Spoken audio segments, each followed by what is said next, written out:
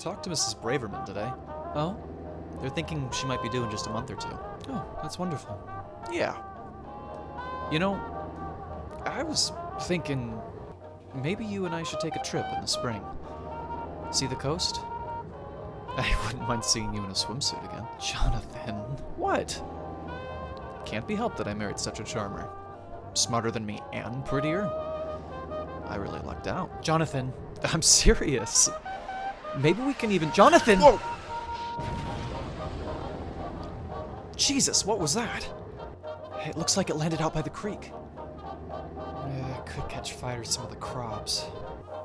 We should probably do something about it. We don't want it to spread. Yeah, hang on. I'll pull over.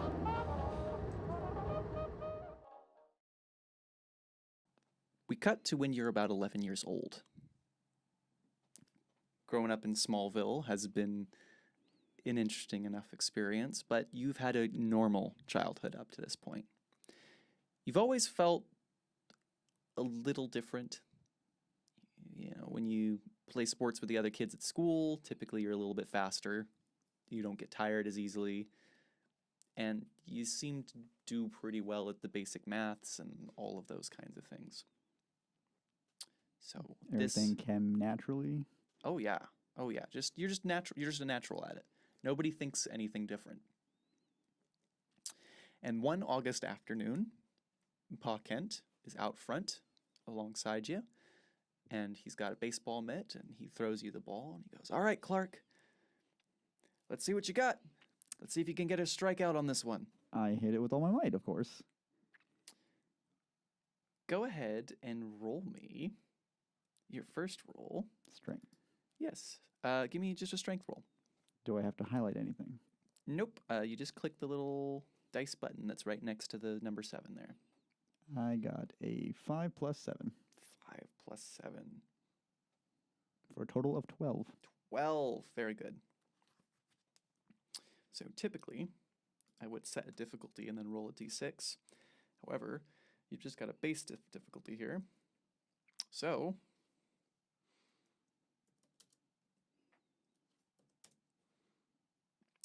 you scored still quite high at an 8. You slam the bat into the ball and it goes flying out into the field. And he goes, "Whoa! Jeez. Home run! Yeah, home run. Well, since you hit it, I guess you've got the energy to go get it." Oh. Uh-huh. Okay. Hey, you know, it's all about humility, Clark. You just got to remember that there's a price for victory, right? Yes, Pa. All right. I'll catch up. Go on. I start making my way to where I think the ball probably landed. It's strange. You actually know exactly where it landed. Do I now? It's not something that you totally recognized right off the bat, but it just kind of clicked with you. You look over as you're moving through the wheat field into a small clearing where Pa Kent's tractor is, and you can see that the ball has rolled underneath it, and it's kind of, you know, just maybe out of reach. Like underneath the tractor? Yeah, you could probably squeeze in there. I'll get down on my belly and start clawing through the dirt to get to that ball. Yeah, you just barely, you can feel it like just touching the edge of your finger, but you aren't getting far enough. It's like just out of reach. Okay, so is it possible for me to like touch it still though? Like, is it far enough where I can like tip of my finger? You can just the tip of your finger touch it. How far away is it in this tractor? Like, if this tractor is like, let's just randomly say 10 feet in wideness. Yeah, it's pretty big. Well, my idea is that I flick it to the other side, crawl back out, go to the other side, and pick it up if it gets closer that way. You manage to just barely touch the end of it, but it doesn't quite happen. Doesn't quite work for some reason. Keep doing like do it harder. Like, if I can do it with my finger, just can I keep trying to do it? You hear the metal creak a little bit as you try to push your arm a little bit further, and you realize that the tractor is tipped up slightly. Would you make me a strength check now? Another one. I Yeah. see how it is. All right. Can't wait to fail this one with an 11.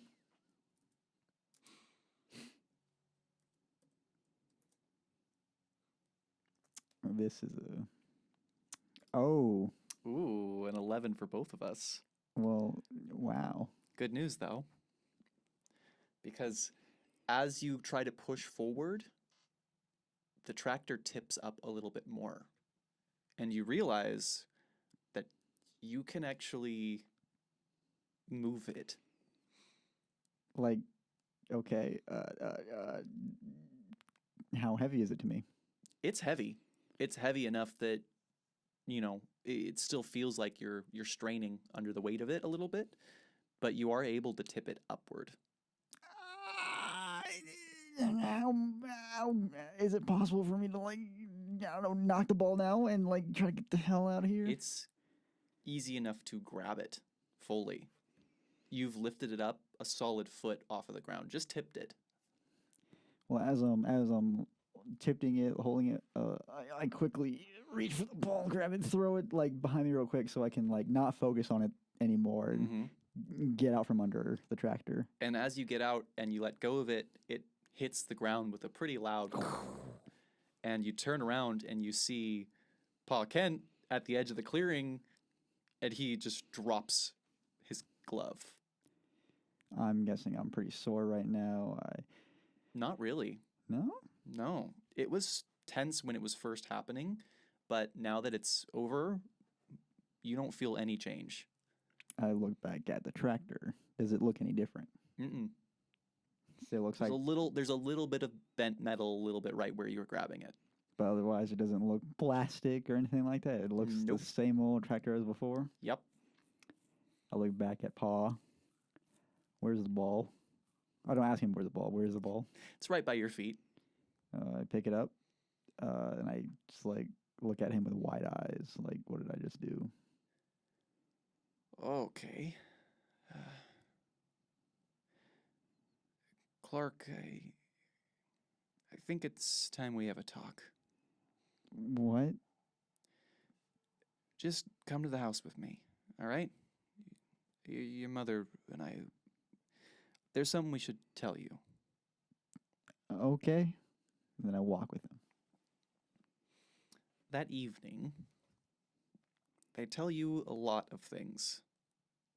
They tell you about how they found you and where they think you might be from.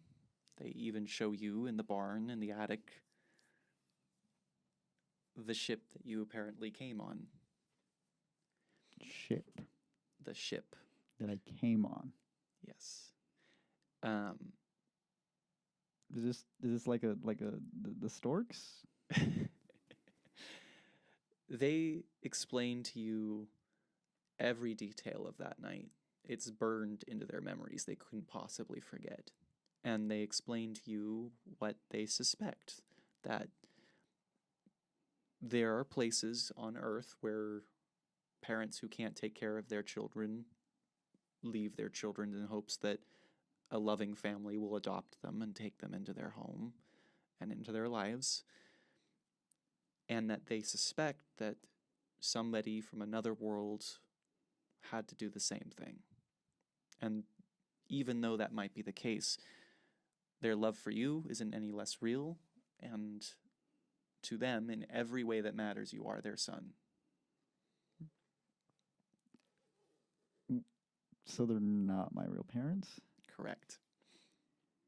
Well, then what happened to my real parents? Jonathan looks over at Martha, and Martha, we don't know. There was no note that we could understand.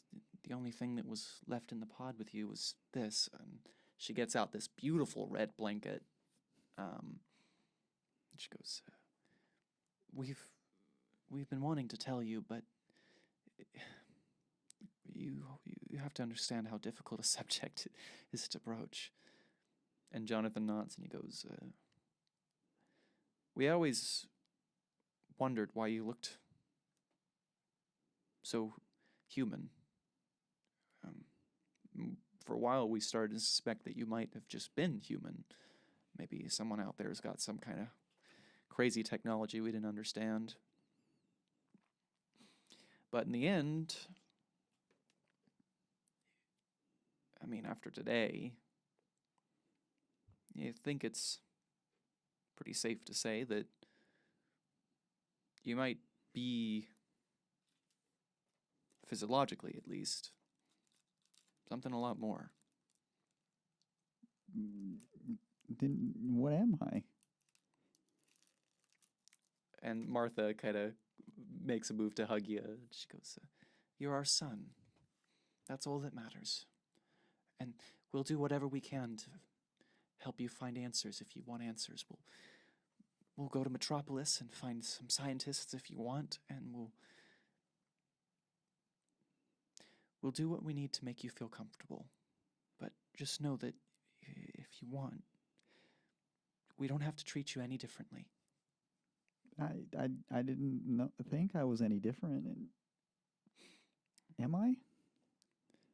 Jonathan kind of leans back with the difficult question.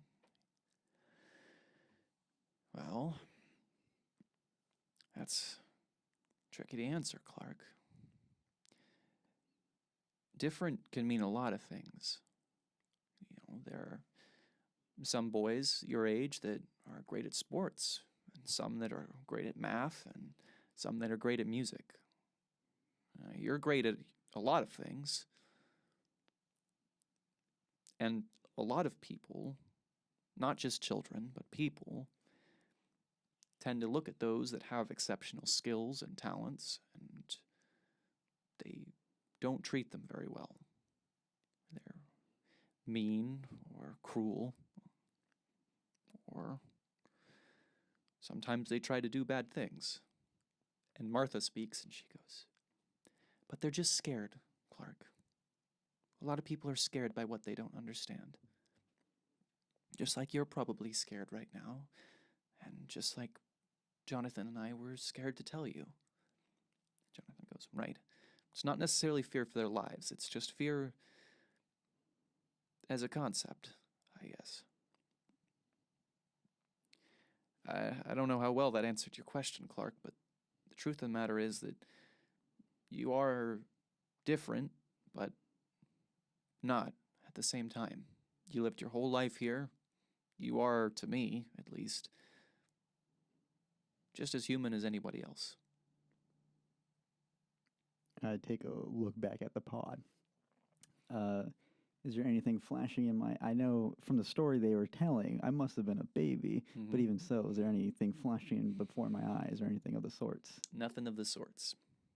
My hands glide across it. Not even the touch of this is reminiscent. Nothing. It doesn't feel like steel, but it doesn't feel familiar. When you do touch it, you feel a slight jolt of static electricity.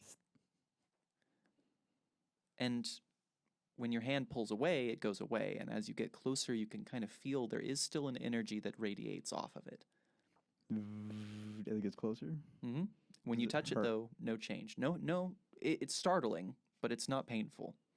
Is it directing me towards anywhere, or is it just a sensation? Just a sensation. Upon further exploration, you don't find anything different. Nothing activates. No changes. What does it look like? Sorry. Oh, man. It looks like a 50s rocket ship, kind of. Yeah, okay. Yeah. That works. Yeah. Small enough to fit a baby, or was it big enough for maybe more? It looks like it could have fit a little bit more, but probably not a full other person. Okay. And I was wrapped up in a red blanket? Correct. With little yellow stitchings on it. Does that blanket have anything on it? Nope. No symbol or anything? Nope. Okay. Unless would you like it to? Maybe. Why don't you describe the blanket to me, actually? I think that would be better. No, it's red. Yeah. It's soft. It is soft. It's pretty long, almost like it's you can put it up to your collarbone. Yeah, and it would hang like to your ankles almost. Yeah. Yeah. Interesting. Yeah. I'm still not sure how to process this. Like, So I'm not asking my parents. Mhm. So it's not.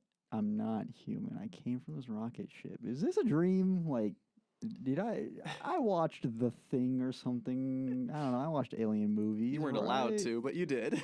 So like, this is a dream, right? Do my hands look any different? Nothing. When you eventually do go to sleep, though, you do have dreams. Oh, weird.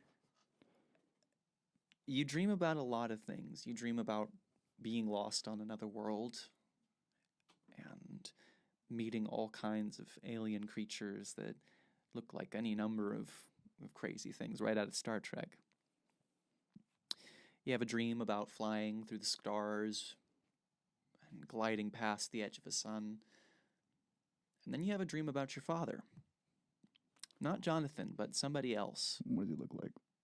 What does he look like? He is tall, of Mhm. course. He's got a full beard. It's a little bit longer at the chin, kind of like it was trimmed, so it's pointy there a little bit more, but a soft pointy, not like a mustache twirling villain Yeah, pointy. it's not a hard point. It's a soft point. Yeah. He's got a little bit of his hair isn't that short. Doesn't like it's not like it wouldn't be classified as long, but it's not short. Mm-hmm. Pretty well kept, and he's wearing a lab coat. Otherwise, I don't know what the uniform, so to speak, of this planet would be. When he speaks to you in a language that you don't understand. Am I able to retain this information? Nope. It's just gibberish. Now, does my dream self understand it, or No. even my dream self is like, what is this? It's just gibberish. And as he tries to communicate with you, he seems to be getting frustrated that you don't understand him. And you start to get frustrated that you don't understand him. And then finally you see him look sad and just walk away. And you try to go after him and call out to him. Reaching out my hand. And then you wake up. Hand still reached out in my bed. You are hovering a foot off of the bed. Like above the bed. Wait, what? And then I fall because I just realize what's happening and I lose subconscious concentration. Bounce on my bed because I'm guessing we have spring instead of anything fancy. Yeah. The next couple of years are somewhat challenging. John and Martha Kent are very good at being accommodating. They take you out in the field at points in the day where people are unlikely to come by, and they help you explore some of your newfound abilities. How much stuff do I break on accident? How much stuff do you break on accident? Well, if I test something like super strength, like if I try to lift the tractor again, but like in the wrong place and it kind of, is that a problem? Jonathan builds a new shed out of concrete blocks that he has a friend deliver on a pallet, and he gives you the pallet to lift, and you lift the whole pallet after just 5 days of practice with no stress. It's as easy as picking up a basketball. Basketball.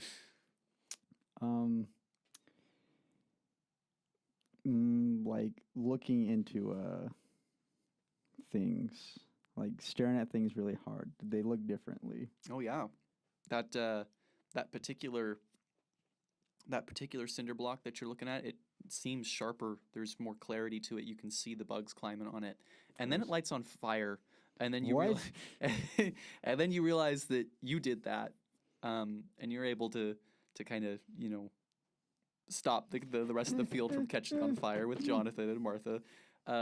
Jonathan starts bringing a fire extinguisher to all future lessons. Okay. I narrow my eyes pointedly at a target, a controlled target, of course, so it doesn't do anything. You can see some things that are further away as if they were a lot closer to you. It's not like you zoom, it's just you were able to make them out very clearly. But like I'm trying to activate that sensation again, where something was on fire. You were able to do it with enough control. Now I've been a little scared, but I did float some time ago. does it work if I jump? It's about a year before you're able to really get the hang of it. You still sometimes find yourself, when you're most relaxed, unintentionally hovering or overexerting a little bit of extra force. But over time, about the course of a year, you start to be able to do large jumps. At first, it starts about Olympic level long jumps, and then it starts to be more than that. But not really classified as leaping, right? Right. Well, I mean, it could be. It could be. Like, mechanically, if you were going to say mechanically, I would say it would fall a little bit more under the flight category. Sure, but sure, in terms sure. of aesthetics, I would say it would definitely be more of a leap. Okay. So do I ever dream of a little bit? I'm going somewhere with this. Do I ever dream of that dream again? You do. Every time I wake up, I want to phonetically write down what, to the best of my memory, what my quote unquote father said. Interesting. Very interesting. You were able to do so. Over time, you have a few, brief words. The ones that sound the most clear to you are Jor-El, Kal-El, and Krypton. As I phonetically mix and match, maybe more clarity in my notebook. My notebook is just filled with random letters of like, every now and then I want to go to the ship and phonetically read from my notebook, if that does anything. Nothing happens. And you kind of repeat this process over the course of the next few years. Before too long, you're starting high school. Your first day of high school, allow me to pull up a list of things here. There we go. Your first day of high school, as you're going in through the front door, what are you feeling? How are you feeling about high school with this new development? You've been you've still been in middle school in this amount of time, but like different vibes. Unsure. Like, this is a small enough town where new school in name, whatever, it is not a new beginning. I know at least 50% of the people going here. It is a small enough town that is absolutely true. So it's not like I can be like, all right, I can meet someone here and then like show them that I'm pretty cool, but everybody already knows me, so it's not like I can do something different. The teachers are new. You haven't met a lot of these teachers before. True. But like, I kind of feel like I'm a little bit slacking because like I'm a little focused on this Jor-El, Kal-El, Krypton. Is that like an element? What is that? I don't know. Oh, I asked my teacher, the science teacher, what is if Krypton or Jor-El or Kal-El? Oh, well, there is an element on the periodic table called kryptonite, I believe, but otherwise, I'm not certain of what those other names are. What does kryptonite do? What is its purpose? Oh, it's just a metal. Just a metal? Yes. Is it used to build structures or? Not really. I, the GM, am not super familiar with the real actual periodic element of kryptonite does, but he seems to list it as something that's relatively uninteresting. It's not particularly pretty. It doesn't it's a little bit reactive, but it's not reactive enough to be really notable.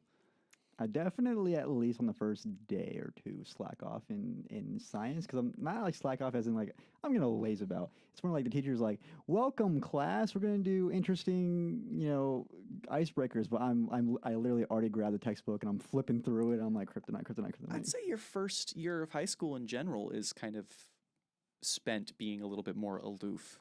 You're so obsessed with finding certain answers to things that your grades start to slip a little bit. And I also didn't make any friends. Yes. Well, you've got one. Not by choice. I didn't go. I accidentally. You did not go out of your way social. to make friends. Yeah. Well, the neighbor girl, Lana, who you went to elementary school but didn't get to know super well, she is kind of recruited herself as your friend. Sure, I know her. We've known each other for a while. Yeah, I don't think you guys have been super close until this year of high school, but Sure. this is like the first one where you guys have really started to talk together. And Maybe have a few classes with her, you know. yeah, It's natural that, like, oh, yeah, Lana. But, like, I don't know, Jockbrain McGee over next door, I don't approach him because I'm a little bit in with the clouds. Lana kind of sits down next to you at lunch one day and she goes, "Well, you look especially aloof today." Huh? What? Relax, Clark. You're not being tested. Not now, anyway. We don't have a test, do we? Yeah, we've got a pretty major one coming up for Miss Bossman's English class Today, tomorrow? today. I take out my notebook. Oh no. Oh, Clark, you're gonna end up flunking. No. Have you thought about getting a tutor? I don't know if that would help. I'm sure it would be something. I mean, at least it'll look like effort, right? I do try if I focus. All right. Well, that's it. What? I'm going to ask for a tutor on your behalf Why? because you need one. If you get held back, I'm going to be out of my only cool friend at this school. So, That's not true. There's who, Pete? John. John. I am not a fan of John. I think that he's too far up his own ass. Whoa. That's right. Sorry, I forgot. My dad's a cop. It's okay. Do they curse a lot? No, but they don't like it when I do, so I feel like I want to do it more often. Oh. Wow, Lana. That's why. Oh, relax. I mean, we're in high school now. We're like basically adults. Basically. Basically. We're 14. Yeah. Okay. Okay. I'm not gonna argue with you. So are you going to get a tutor? Yeah, are you giving me a choice? No. What if I promise to focus? Then I'm going to promise to have a tutor show up at your house without your permission. I'll call Martha. Don't do that. Then get yourself a tutor. Okay. Do you think the English teacher would accept maybe like after school time or anything? Probably, yeah. I mean, if you want, if it's a problem with farm work or whatever, I can help out. Oh, farm work. No, farm work's usually done by the time I get home from school. Okay.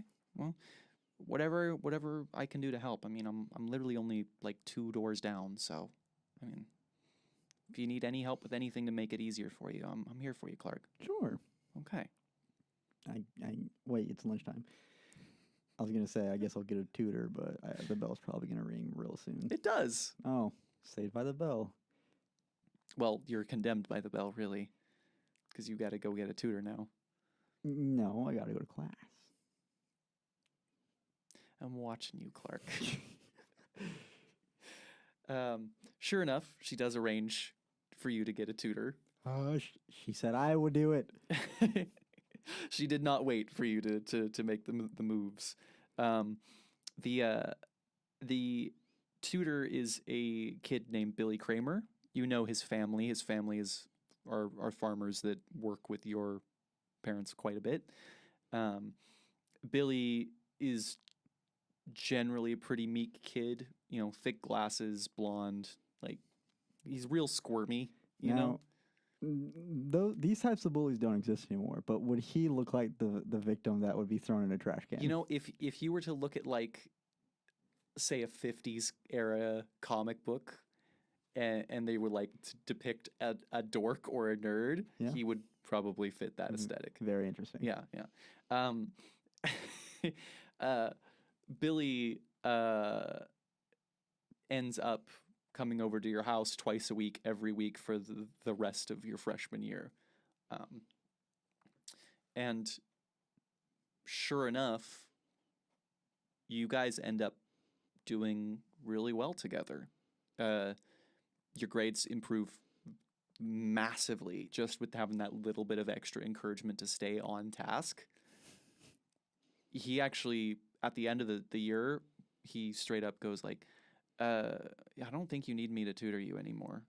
You're actually doing just fine. In fact, at this rate, you're going to end up surpassing me. I told Lana I would be fine. I will say, though, that you were failing when I came to you, so I will be taking credit for that part. I said if I paid attention, if I applied myself. Well, I'm happy to be that for you then, I guess. Well, maybe I might slip back in old habits then. I don't think you should do that. Anyway, you got any plans for summer vacation? Farm work. Oh, yeah, that's right. But I mean, from the hours of 3 p.m. to 8 p.m., no. Well, we should do something. My folks are planning a trip to Metropolis pretty soon. We're gonna go to, go see that big famous plaza they got there. Maybe you'd like to come with us sometime. I'd have to ask my parents. Okay, well, that's fine. And whenever I have the chance, I do. Pa Kent looks to you and he goes,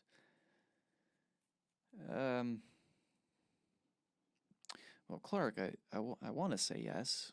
I think it's healthy for you to get out there and explore the world, see the big city and stuff, but, well, the things in the city, they move a lot faster than they do out here in Kansas.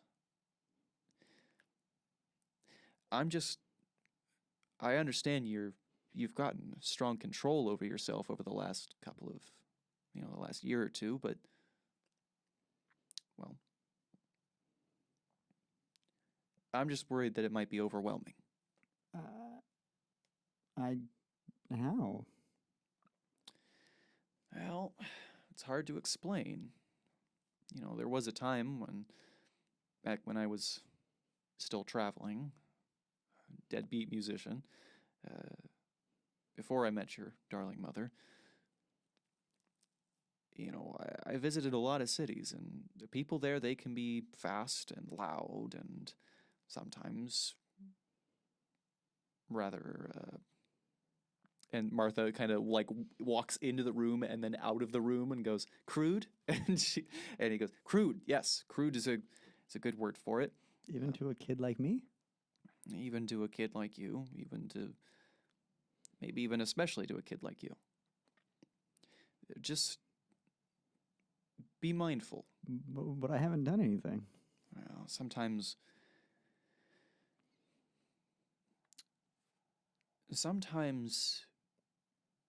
people, especially in a place where so much is going on so many times, at all times, there's an element of, well, just try to understand where people are coming from. And if they are mean to you, they don't mean it personally. They're probably just somewhere else. I guess. Okay. Seems kind of weird, though, that they would just kind of be mean to just little old me, who I've never heard or seen them before. Well, just be extra mindful about your gifts, okay? People, they're afraid of what they don't understand. I don't plan on flying to Metropolis. Well, not in an airplane, maybe, but in a plane, most likely. Yeah. Still, just keep it in mind, okay? Okay. If you promise not to do any practicing while you're out there and to make sure that you stay away from anything that might be overwhelming, then you have my full permission. Okay. All right. Martha? And she's like, yeah, I'm fine with it too. Thanks. Sure enough, that summer, you go to Metropolis. It's a hell of a city. You can see a map of it on your Roll20. Can I now? You can, indeed. I give you permission. Well, I gotta fucking. Oh wait, no. What I do? It's sure enough, it is loud. It's a loud place. Now, where did I land? You likely landed just south because I don't think I added the airport onto this yet. But it would likely be just south of Queensland Park, right in this area. If you can see me ping it. I don't see anything. Oh, yeah, I see it now. You ended up moving through the town and staying at a place in Pelham. And it's a wonderful place. There's so much happening. You know, they've got these sky cars. They're traveling across the city that you go and ride across a couple of times to get to the different places. The architecture is this beautiful, just unique version of futuristic Art Deco. Yeah. It's gorgeous. Even when the sun set, it almost seems like the city is still bright and full of a blue sky. And at one point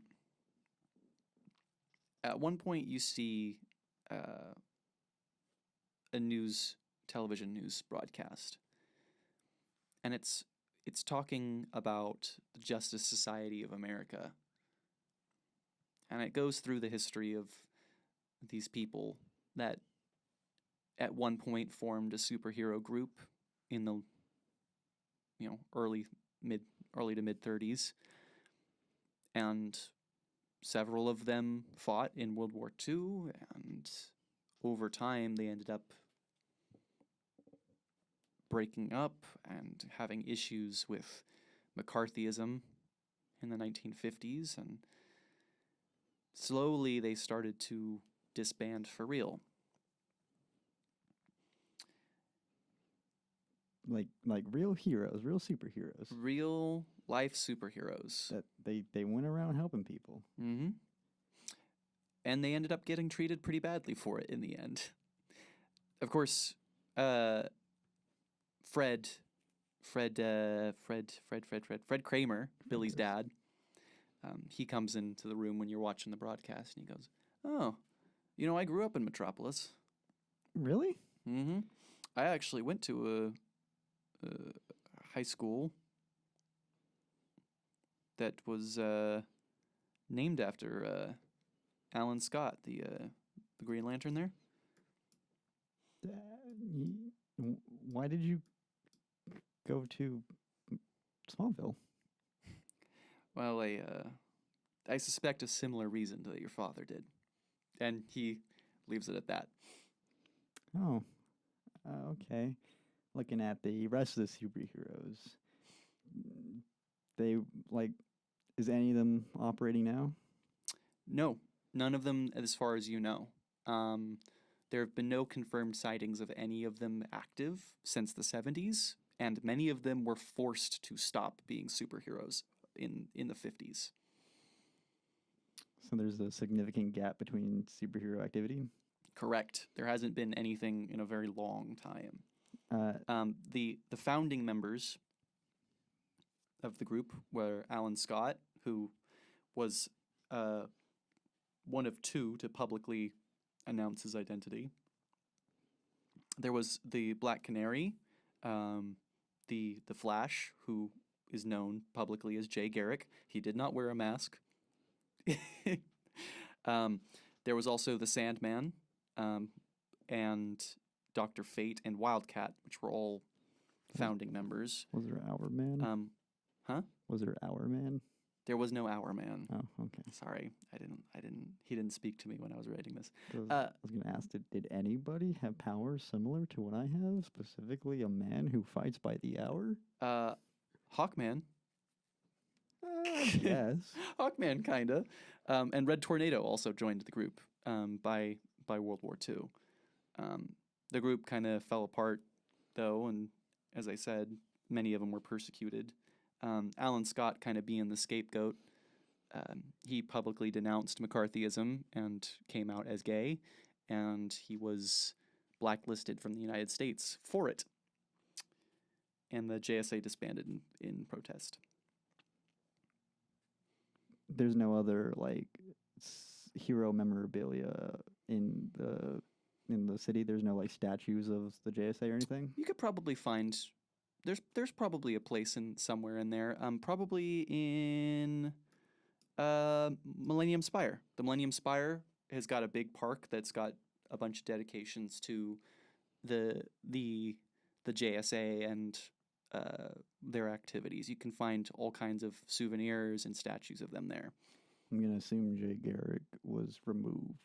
Jay Garrick was not removed. Oh, that's very nice. Hmm. Or was it more like he was removed but then put back? Or do you mean Alan Scott for the blacklisting and whatnot? Oh yeah. Sorry. Yeah. There is still one of Alan Scott, and it seems like that might be because he was so integral to the group throughout its entire run that like you can't really remove his statue. They probably would have tried, but I mean, Chris Benoit, but whatever. yeah, that's a good point actually. No, it seems like that is untouched. Cool. You know, it's possible that it's gotten some graffiti on it, but it's relatively kept clean, so it's been taken care of. No JSA museum. No JSA museum. It's literally just this one little park, which is still nice, but it's one little park on Millennium Spire, and there's a lot of other things that are going on Millennium Spire too. Sure. And it seems like everybody is they're just walking past, not even, been there, done that, seen this a million times. People are here to see it. It's a good tourist spot, but it doesn't have a crowd. There's just one attraction out of many in the city. Basically, yeah. I guess this is like 2 generations past, Yeah. At one point, there's a janitor that's kind of sweeping up some of the leaves that have fallen into the park, and he sees you looking at it, and he goes, "Something catch your interest, boy?" Oh, just, I don't know, the idea of people with different abilities and they're just helping around. Were they getting paid? No, I don't. My grandfather, he was a correspondence with them. He was a reporter. He said that throughout their time, they did a lot of good for a lot of people, and didn't ever ask for anything back. Not from the government, not from each other. It wasn't their job? I think it was, in a way. It was a job they gave themselves, though. They didn't. When higher powers tried to make them into officials, they fought against that kind of thing. They wanted to remain independent so that they could better respond to problems fairly. Huh. So they operated outside of Metropolis too? Oh, yeah. Originally, when they first formed, they were all over the country. I think Jay Garrick was in Keystone or Central City, I don't remember which. The Sandman operated mostly internationally. He would just show up somewhere for a few months and then disappear just as quickly. No, they came together, and they fought overseas, even, most of them. It was difficult times. And nobody knows where they are now, if they are around. Well, nobody's seen Alan Scott since he retired. Jay Garrick's somewhere around, I imagine. But the others, their identities, they never gave them up, so I think Red Tornado still does things here and there, but otherwise... Wow, he must be old. And he kind of looks to his left and looks to his right, and he goes, my pop, my grandpop, he said they thought that Red Tornado might have been a robot. 100 years ago. Yeah. Yeah. Don't tell anybody I told you that, though. We don't even have robots now. Well, actually, they hold a World's Fair here, Millennium Spire, every year. And some of the stuff I've seen here, I'd believe it. They have robots? Oh, yeah. Do they have flying cars? I have yet to see a flying car yet, but I will say, and he points to the elevated sky cars, and he goes, "Those started out here too." Whoa, we don't have anything like that at Smallville. Smallville, where's that? Kansas. It's a farming town. No, they wouldn't have anything like that in Kansas. But tell you what, next time you're in town, you tell him Jimmy sent you. Or you tell him Jimmy. You tell him that Jimmy welcomed you to the city, and you'll be able to get anywhere you want.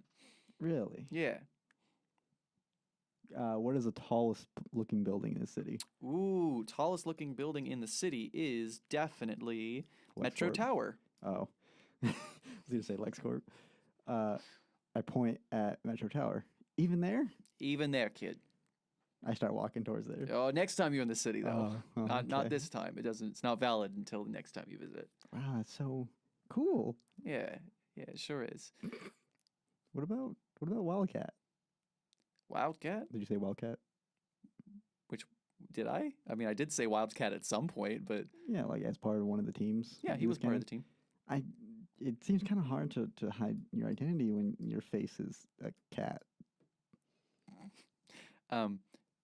He just wore a costume. His face is not actually a cat. I'm a kid. I see. I understand. He goes, well, he just wears a costume. He's not actually a cat. Like the snout and everything. Mm-hmm. He wore that. Yeah. Sometimes the silliest costumes, they're memorable, huh? You walk around, people remember you. They see you and they know what you are and what you're about. And, my grandpap said one time that he thought that some of them wore shiny costumes because it made it so that if people were shooting or taking hostages, that they were shooting at the heroes, not at the other people or the cops nearby. Oh, that's kind of smart. Looking at Alan Scott with his bright red shirt and bright green With a tights. deep V. He goes, yeah, they were smart guys. A lot of people wouldn't agree with you, but they were. Well, I mean, they help people. Why wouldn't they agree? People don't like people that carry that much power. Even if they're doing good with it. I mean, you understand when you're older and you get into politics, but nobody can agree on anything. It is a mess 100% of the time. I thought the heroes stayed out of politics. Oh, they did. But people find a way. I mean, the thing that ended up getting them disbanded was all about anti-communism, anti-civil liberties. Communism? Communism. It was just a scapegoat, obviously. It was a red herring used to let them target people that they thought were undesirable. Oh, well, that just sounds unfortunate. Like, I don't know. I don't think I can understand. Let's go. They just kicked him out because, they're doing too much good. They'd actually asked them all to announce their identities before the whole world and the committee. Why? And then they had to name other people that they thought were communists. You see, they had thought at the time that if you were a communist, then you were an enemy. It was that easy. All you had to do was have attended a party or spoken to the wrong person, and they would have gotten you for it. Were any or all of them communists? Alan Scott said he was. The rest didn't testify. Alan Scott announced his identity and publicly denounced the trials to the committee, and the rest of the JSA quit out of protest when he was blacklisted. So, if the others weren't communists, they still thought they were communists because they helped people? And he kind of What? leans back and like rubs the back of his neck because he's realized that he has dug himself into a conversation that is far more complicated than he is equipped to deal with. You said they fought. Doesn't that mean they fought against communists? They fought against the bad guys. But you know, the people that were in charge of those committees, they didn't care so much about whether or not you were actually a communist. You know, if you were gay or you you didn't believe 100% that the government could do no wrong or whatever, that was enough sometimes. That was enough. Anyway, here, tell you what. And he walks over to one of the booths and he waves to like the guy who's running a merch book booth and he takes a book out and hands you the book and he goes, "Take that, kid. It's on me. What does it say? History of the JSA. A story about true American heroes." Oh, wait. Actually. Is it thick or thin? Sorry again. JSA, America's Last True Heroes. Is it thick or thin? It's thick. It's got a whole like decent history of you know, it's a nice academic research book, and you can see that the name on the book is Arthur Garthalum. Garthalum. Garthalum. Arthur Garthalum. Mm-hmm. Wow, thanks. Yeah, no problem, kid. I open up and I start reading. Right there. He just kind of laughs and goes, "Enjoy the book, kid," and kind of moves on with his work. Oh, thank you. Oh, actually, hey, what was your name? Oh, Clark. Nice to meet you, Clark. Jimmy Garthalum. I give him a firm handshake, just as my pa taught me. Eye to eye contact, firm handshake. His hand explodes. What? No.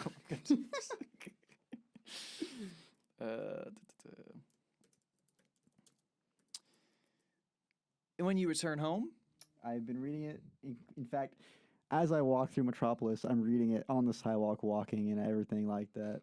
When I meet back with my friend / tutor, I'm still reading it. On the plane back home, I'm still reading it. uh-huh.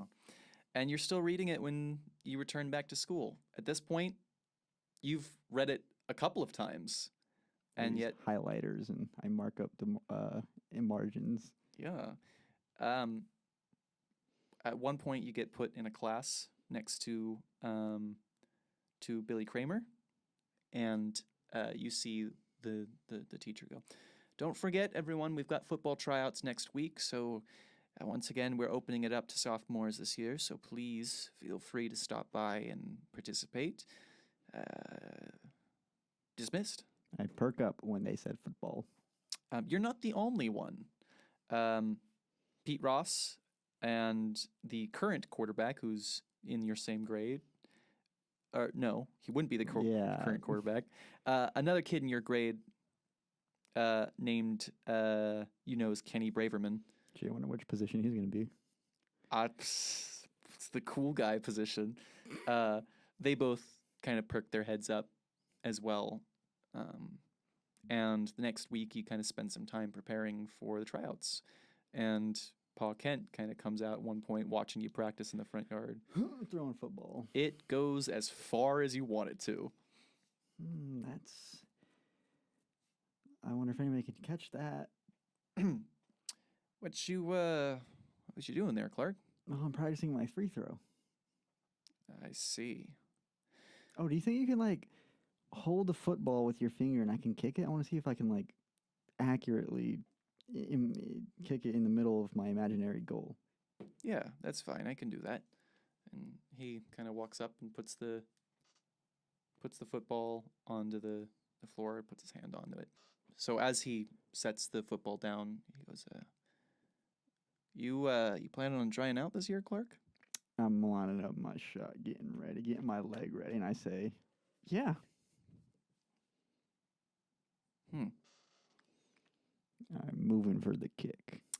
And it zooms. It gets going. Is it accurate or is it a little bit weird? Why don't you roll me coordination? Coordination, is that even a roll? It is a roll.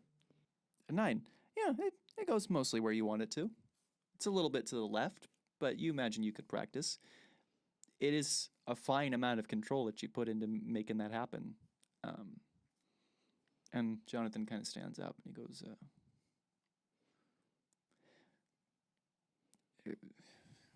I'm going to be the greatest asset. well, yeah, that's certainly true, Clark.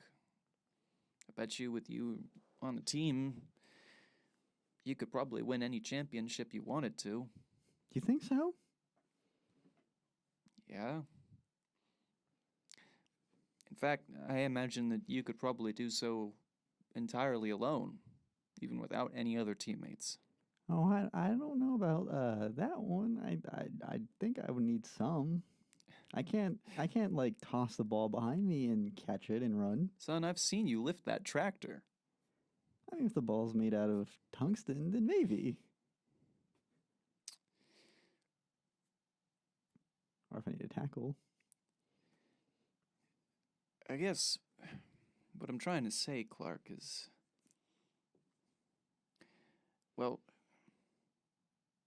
I don't want to stop you from following your dreams. I want you to be happy in life, and that's important. That's very important.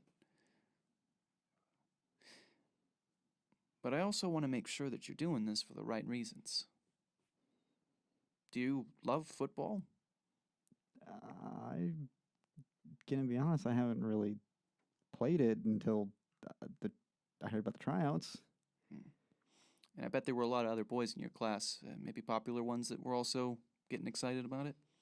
Oh, very much. Well, I won't lie to you, Clark. Being good at sports is a good way to gain popularity, especially with boys and even outside of high school. But, gee. I don't know why you're here, Clark, or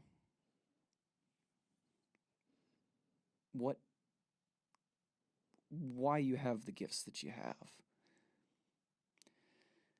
But I know you aren't here to be a famous football star. You got so much more in it than that. And well, if that's not what you want to do with your life, if that's not something that really matters to you, well, being on that team that gives you a guarantee, it might be taking a chance away from another boy. Heck, I don't know. I'm new to this parent thing, and I don't want you to feel like I'm telling you shouldn't do what you want with your life. But, I mean, every choice that we make, every position we fill, sometimes someone just being there is enough to change the course of entire lives. So, that's all. That's all.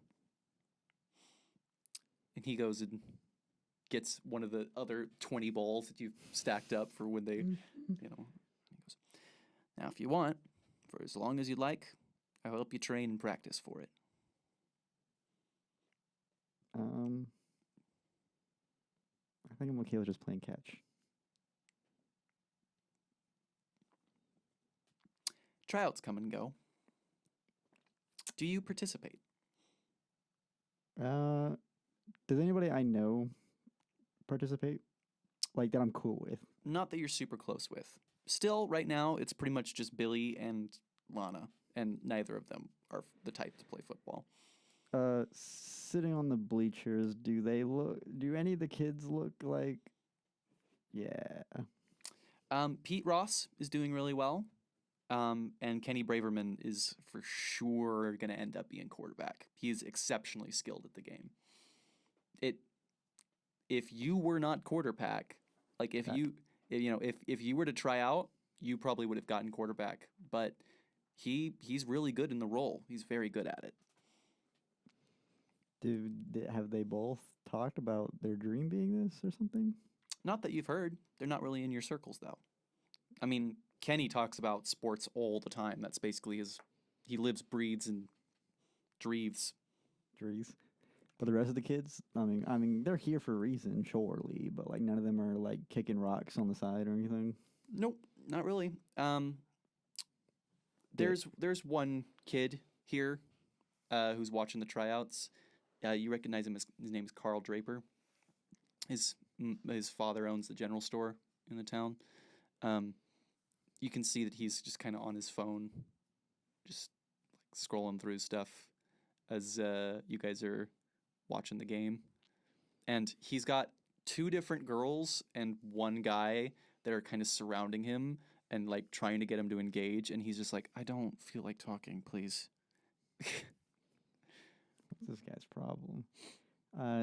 Looking at the tryouts, the kids, for the most part, they look like they're like giving their best, right? Mm-hmm. Everybody's trying really hard, and they're enjoying themselves. No one seems to be having a bad time, even the people who are clearly not doing as well. But Draper's just kind of sitting there. Correct. He doesn't look like he was going to maybe try. He's not dressed like as if his parents dropped him off like, try, honey. And he was like, okay. And then just went away. He's not even trying. He's just watching. Yeah, but I mean, like, it doesn't look like he was going to try. It just looks like, oh, he's here, whatever. It looks like somebody asked him to come and try, and he just did not. Lana kind of sits down next to you, and she's got a hot dog, and she goes, hey, I got you one. Oh, thanks. How much do I owe you? You don't. $3? Okay. Oh, don't even start with that with me, Ken. I swear to God, I'll obliterate you. How's practice going? Tryouts? It looks like they're all doing great. I thought you were gonna try out. I thought so too. You change your mind? Yeah. You can't tell me it was nerves. No, nothing like that. No. I just feel that perhaps. I mean, what was the quarterback's name? Kenny? Kenny. I don't know Kenny. He could be mean for all I know, but it seems like that's his dream. And I'm more than certain I would have crushed it. That seems kind of mean. Well, aren't we confident? All right. Well, from what I hear, Kenny's a jerk, so I wouldn't have minded too much. Well, think about it this way: if I took quarterback, he might take out his anger on someone like Billy. We wouldn't want that. Or Draper over there, who's doing nothing. Oh, I don't think Draper's in any danger, except for to himself. I mean, look at that. I do not understand that boy. For all the popularity he has, he seems entirely uninterested in it. I don't know how he gets it, even. Where did his family get the phone? Oh, yeah, his dad apparently, well, his dad works in owns the general store, but his mom apparently is a big wig at some tech company. Huh. She's away a lot for work. Do you have a phone like that? Do you have a phone? I could. Yeah, I could technically own it. The technology is yeah, but like, around I'm enough. just a simple farmer. I don't think I would have an iPhone. We got a LAN. We got a line phone. If you could probably have an iPhone. An iPhone 5. Yeah, it wouldn't be the brand new spanking. A Galaxy S for It would like it would $80? be like a generation or two behind. Yeah. I think we would probably get like a Galaxy because iPhones are like $300, whereas like Android stuff are like $80. I swear to God, nobody look into like the specifics of what era of phone we are in, because we're gonna have like 10 years of the exact same line of phone, and then all of a sudden they're gonna start changing. She kind of sits down. She goes, so, Classes are going well. yeah, classes are going great. They're going great. I told you if I applied myself. Yeah, and I was right About? that you just needed the push. I always said you were smart enough to pass on your own. You just needed a tutor. Hey, I was right. I could have proved to you I didn't need one. Yeah, but you didn't, though. You didn't give me a chance. I didn't need to. If I'd given you a chance, you would have failed. No. Because then I would have known it was serious. Uh-huh. Well, I'm going to keep believing in what I believe, which is the truth, and you can keep believing in what you believe, which is the delusion. Yeah? Yeah. Okay, Lana. Okay. More time passes. Junior year of high school. Kenny is now... I just want to say, Yes? I've not done much with the Kryptonian bullshit This is true. since freshman. Yeah. It's still a factor in your life, but it's not something that you've devoted so much attention to. Earth life has overcome it in a lot of ways. Kenny does make it as quarterback, and they actually win the regional championship. They're starting to talk about maybe increasing Smallville's range on which circuits it can participate in. One day, as you're kind of putting stuff back into your locker, you see Kenny kind of lean up against the door right next to you, and he goes, "Hey, how you doing, Clark?" Huh? Oh, hi, Kenny. I'm doing all right. How about you? Good, good. I got this problem I was wondering you could help me out with. What kind of problem? Well, you see, I'm supposed to be playing a game this weekend, and, we're doing practice like every day to make sure we got time for it. We're ready, And, see, I got this essay due this week. I just don't know if I'm going to be able to make it in time, Did you do it? No, I was busy having a life. But I was thinking about, kids that I know that got good grades that don't have a life, and you came to mind. So I was thinking you should, do my essay for me, and in exchange, I'll let you carry my water bottle at the game, huh? That's a great offer, but I can't make it to the game. I got farm work. Okay, Clark. Yeah, sure. No, I get it. You got stuff to do. I understand. If you can cough up an essay, I can look at it for you though. I don't think that'll be necessary. But hey, you have a good class, all right? Are you sure? Yeah, no, it's fine. It's no issue. Okay. All right, I'll see you around, Clark. And he kind of walks away. Okay. The next class, as you go to sit down in your seat, somebody pulls it out from behind you. Well, obviously I fall. Mm-hmm. And I lay down my back. What is the immediate 1 to 2 second reaction of everybody else? Giggling. Has class started yet? Yeah, the teacher's not in the room yet. Well, I lay on my back and I stare at the ceiling. What just happened? One of the football players kind of goes, "Sorry, foot slipped." It's okay. Where's the chair? Is it immediately above me?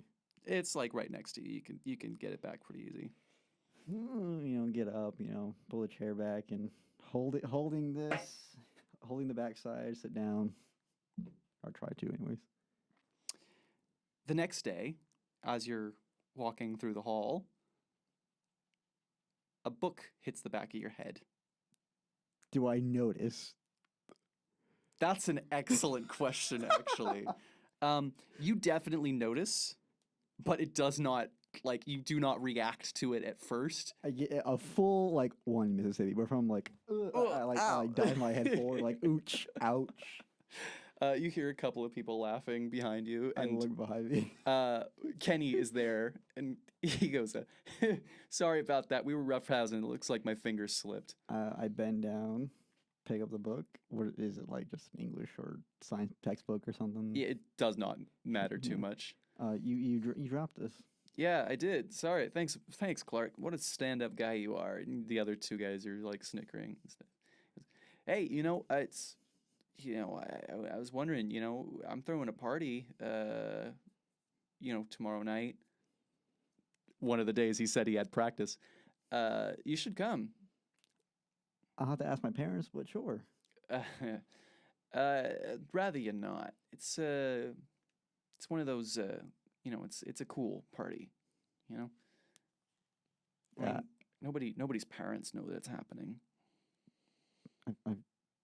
I'm sure you noticed, but I don't think I've ever been to a cool party. Well, I don't know the etiquette. Yeah, I know. That's all right. That's why I'm gonna teach you. I'm gonna take you under my wing. All right, Clark? Oh, really? Yeah. Look, you just come over and you find some alcohol, you bring it, and then you're good. Who's gonna be there? Well, let's see. Pete, Davey, Carl. Could invite Lana if you'd want it. Okay. Sounds fun. Good. All right. I'll see you around then. And he kind of tries to shove you a little bit, playfully, but a little too hard. But it doesn't. Did I move? And he loses his balance a little bit and tries to straighten up and goes, "Anyway, see you around, Clark."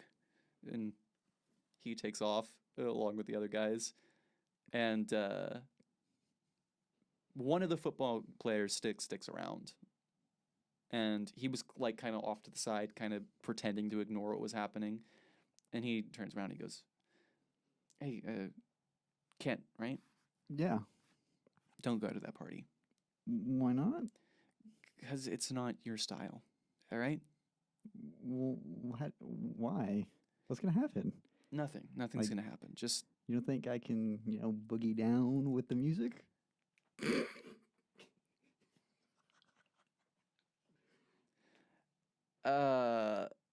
Yeah. No, Look, you didn't hear it from me, but Kenny always brings somebody that he considers that he doesn't like to every one of these parties, and he just makes the night a living hell for him. All right? It's not worth it. Just Oh, what happened to the last one? just don't come, all right? And Wait. he just walks away. Interesting, is what I say. Okay. I carry out the rest of my day, and I go home. And I ask my parents, are we going to be busy tomorrow evening/night? Jonathan kind of ruffles his newspaper and he goes, "No, I don't think so. Why?" I don't know. I was thinking about going down to the lake by myself. Maybe with Lana. With Lana? Yes? Maybe, if she's free. All right. Well, yeah. I could invite Billy. I think a chaperone would be nice, one way or the other. Yeah. Why don't you invite Billy and Lana? I think that's a nice. Day for you. Sure. I can make do without you for a couple of days. A couple of days? I'm not gonna camp there. Yeah, but Clark, you know the kind of work you do around here. There's really not that much for me to do when you're not around. So, or when you are around. So. Okay. What is he drinking? Big thing of water, big mason jar of water. Yeah, no, like whiskey or anything like that. Nope. There is alcohol kept in the house, but not a lot. Neither of them are big drinkers. X-ray vision. Where would I know by now? Yeah, you would know. Oh, They okay. keep it in a cabinet in the living room. Yeah, that's what my parents do actually. Hmm. Yeah, that's where I store mine. Okay, thank you. And then I carry it out the rest of my time. I don't invite Lana. And then when the time comes, when they're not looking, snag a bottle. Because the idea was to bring alcohol, is what Mhm. he said. Now let me tell you my thought process. Yeah.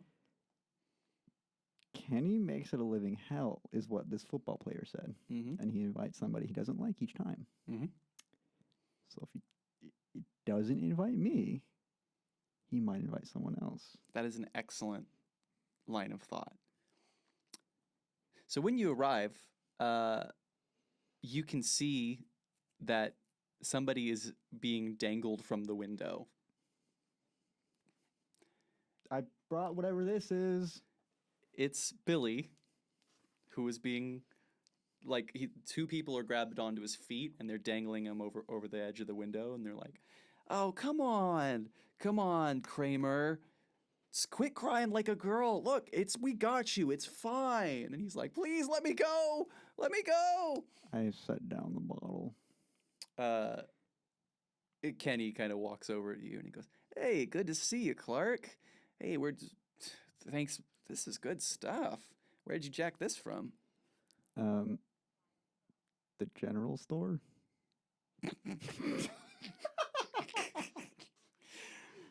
Hardcore. I didn't think you had it in you. Well, hey, help yourself, enjoy yourself, have a nice time, and why don't you have a seat right over there, huh? I'm staring up at Billy still being dangled. Mm-hmm. In a minute, I suppose. No, please come on in. I insist. I mean, the porch isn't very hopping, is it? Well, there's a show going on. Yeah, there is, huh?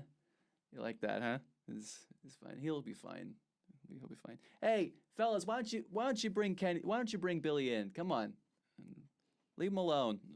They bring him in. He goes, "He's a cute kid." Yeah. Then I can go in with the alcohol. The evening sucks. There's a lot of people there, a lot of popular kids at the school, but it is pretty much Kenny's night, and he's got his fingers in every interaction. At one point, you manage to find Billy, and he's like, I don't want to be here anymore. Were you invited? He invited me yesterday after school. And you came? I thought that I didn't think that it was this. Yeah, I guess I didn't either. Until someone warned me. Kenny does a lot of things over the course of the night to just disrupt your evening and his. None of it bothers me. I'm gonna be honest. At one point, he slips something into your drink, and it just does not affect you at all. Could I tell it was like You do not even realize until a little bit after it would be too late, to fake it. was it supposed to be like a It's not like a roofie or it's not like a date rape kind of thing. It's more of like a hallucinogen, okay. I There's like a group of football kids that are just like staring at you the whole night, like, is it gonna happen? Is it gonna happen? And nothing happens. I give Billy water from the tap that I myself or he visually sees. The night blows. It's bad. It's not fun. My main goal It's is just to look out for Billy. make sure Billy's not having any attention, and if they want to mess with somebody, it's gonna be me, and I'm not gonna be bothered by it because like, what are they gonna do? And that works. They can literally like take a bat to my face, probably. I mean, I've never You haven't actually been in a tested fight, that. Yeah. but I'm assuming that like I could probably withstand something. It works. It works for a couple of days after too, when they continue to needle Billy, and for the next month, and then the next 2 months, and then it stops working as well. You just can't find time to be around Billy 100% of the time, and it seems like they've found a good target with him. What does Billy do, like outside of school? Go home. At some point, I asked my parents, would it be possible if we hire Billy? Jonathan kind of cocks his head in like confusion. He goes, "You want to hire that boy?" I know he's meek, and maybe like physical labor might bulk him up. Or truthfully, he can't find a reason to say no to hanging out with the resident bully, and something like this might give him enough of a reason to say no because he's got responsibilities now. He looks to Martha, and Martha just like gives Jonathan a look, and Jonathan's like, "I think I'm gonna go step into the other room." And he takes off. Martha sits down. She goes, "So this friend of yours is having issues with bullies, huh?" I try to take the brunt of it, but I think they're getting bored of me because they can't really do much to me. Oh, Clark, that's sweet of you, but in my experience, people like this, they move. They shift to easier targets. Being there in front of him is gonna, they'll help for a while, but at a certain point, they're gonna find another avenue. Even if Billy starts working here, they'll pressure him into something.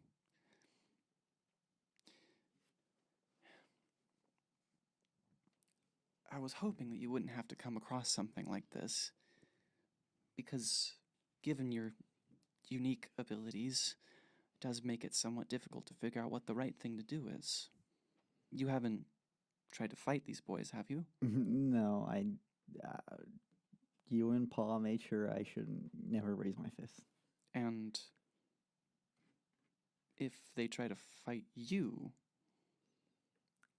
I've actually had some things like, I want to say straight up attacked, but like, books thrown at me, they tried to trip me, things like that. And like, I did not even notice at first. So I had to act the part. There's a slight twitch in her eye, and she goes, "They did what?"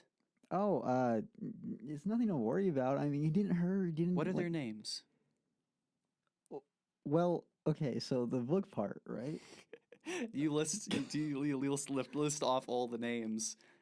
Yes? Not No? at first. Not at first. I try to like... She does not let that skirt it. shit slide. I yeah. try to skirt it as much as I can. Be like, well, I mean, it's not that much of a big deal because like once they threw it, like I somewhat make it worse. Cause like once they threw a textbook at me, but like A textbook? it felt like someone left the door open and it was a draft. So I was like, what was that? And then I realized, oh, I should probably like act like something happened. So I had to go like, oh, like Clark, what were their names? a full like second at like one of them just pulled a chair out from under me and it's like whatever. She does not let it go. Do you eventually relent? Yes.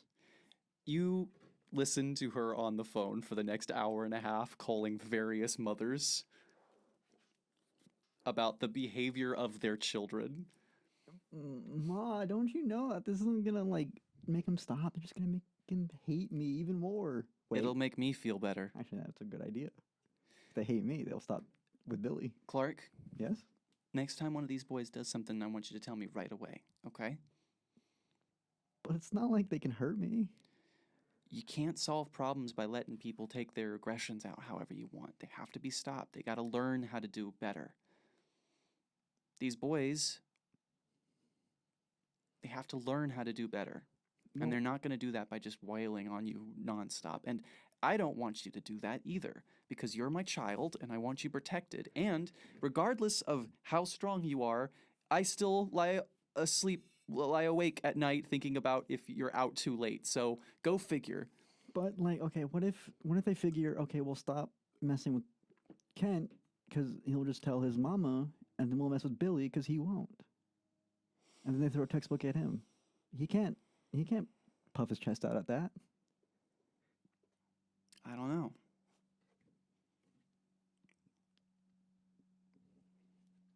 I wish I had an answer for you, Clark. But I'll tell you this. You might be able to take it, Clark, but there might be a day when you aren't. And Still better than me. Still better me than him. oh, sweetheart. And she like ruffles your hair, and then she slaps you. she knows it doesn't hurt, but Well, I like still go like, yeah. She goes, "You are my precious baby boy, and I don't care who's in danger, but your life is paramount." question. Have Yes. they ever once saw my JSA book? I think Jonathan has. I don't think Martha has. Okay. She goes, "You're a good boy, and I want you to continue to have that beautiful heart that you have, but just, I wish I had better advice for you. But the truth is that these boys aren't going to stop, regardless. At some point, they'll get bored of you and move on to somebody else anyway.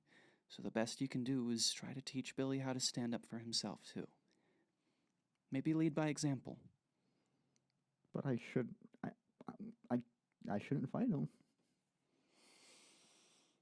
And she kind of looks to double check to make sure Jonathan isn't within earshot, and she goes, "Tell you what. Next couple of weeks, you and I are going to practice your restraint on certain things. Well, I can And karate chop a brick. I do not condone fighting of any kind. And also, if these boys refuse to learn, sometimes you have to apply proper incentive." If the person dishing the lesson out was someone like you who can give a good spanking versus someone like me who give a real bad thrashing. That's why we're not committing to anything until we see how much restraint you can apply. Oh, okay. Okay. Sometimes you have to make it so that it's not worth it for them to cause problems. I mean, it's not a big school, but I'm not the only kid in there. Well, then maybe that's your avenue. Is there somebody in any of your classes that is around that group that might be willing to do something or stand up who doesn't? Maybe. Though, if he's the one out of fifth, then he's a bit outnumbered. Not if he's got you. Still outnumbered, but not outmatched. Quote unquote, raise my eyebrows. The next couple of days, she does make good on her promise. Yeah. She's not totally hiding it from Jonathan, but she is kind of making a playful show of hiding it from Jonathan. Over the first couple of weeks, I saw this in a movie once. it is pretty hard. But at a certain point, after about 3 weeks of practice, you graduate to she's actually straight up using her hands as punching bags for you, and you're not hurting her. I'm a little bit scared, though. You get to the point where you're able to control yourself pretty fine. It's hard for you to tell, but based on what she says and how she reacts, you imagine your quick learning with this kind of thing is probably The sun. it probably has something to do with your gifts. Like you were learning this at a pretty extreme rate. Would you say my progress is exponentially well, it is more noticeable during the day versus night? No. Okay. I would say you don't know. Sure. You don't notice that.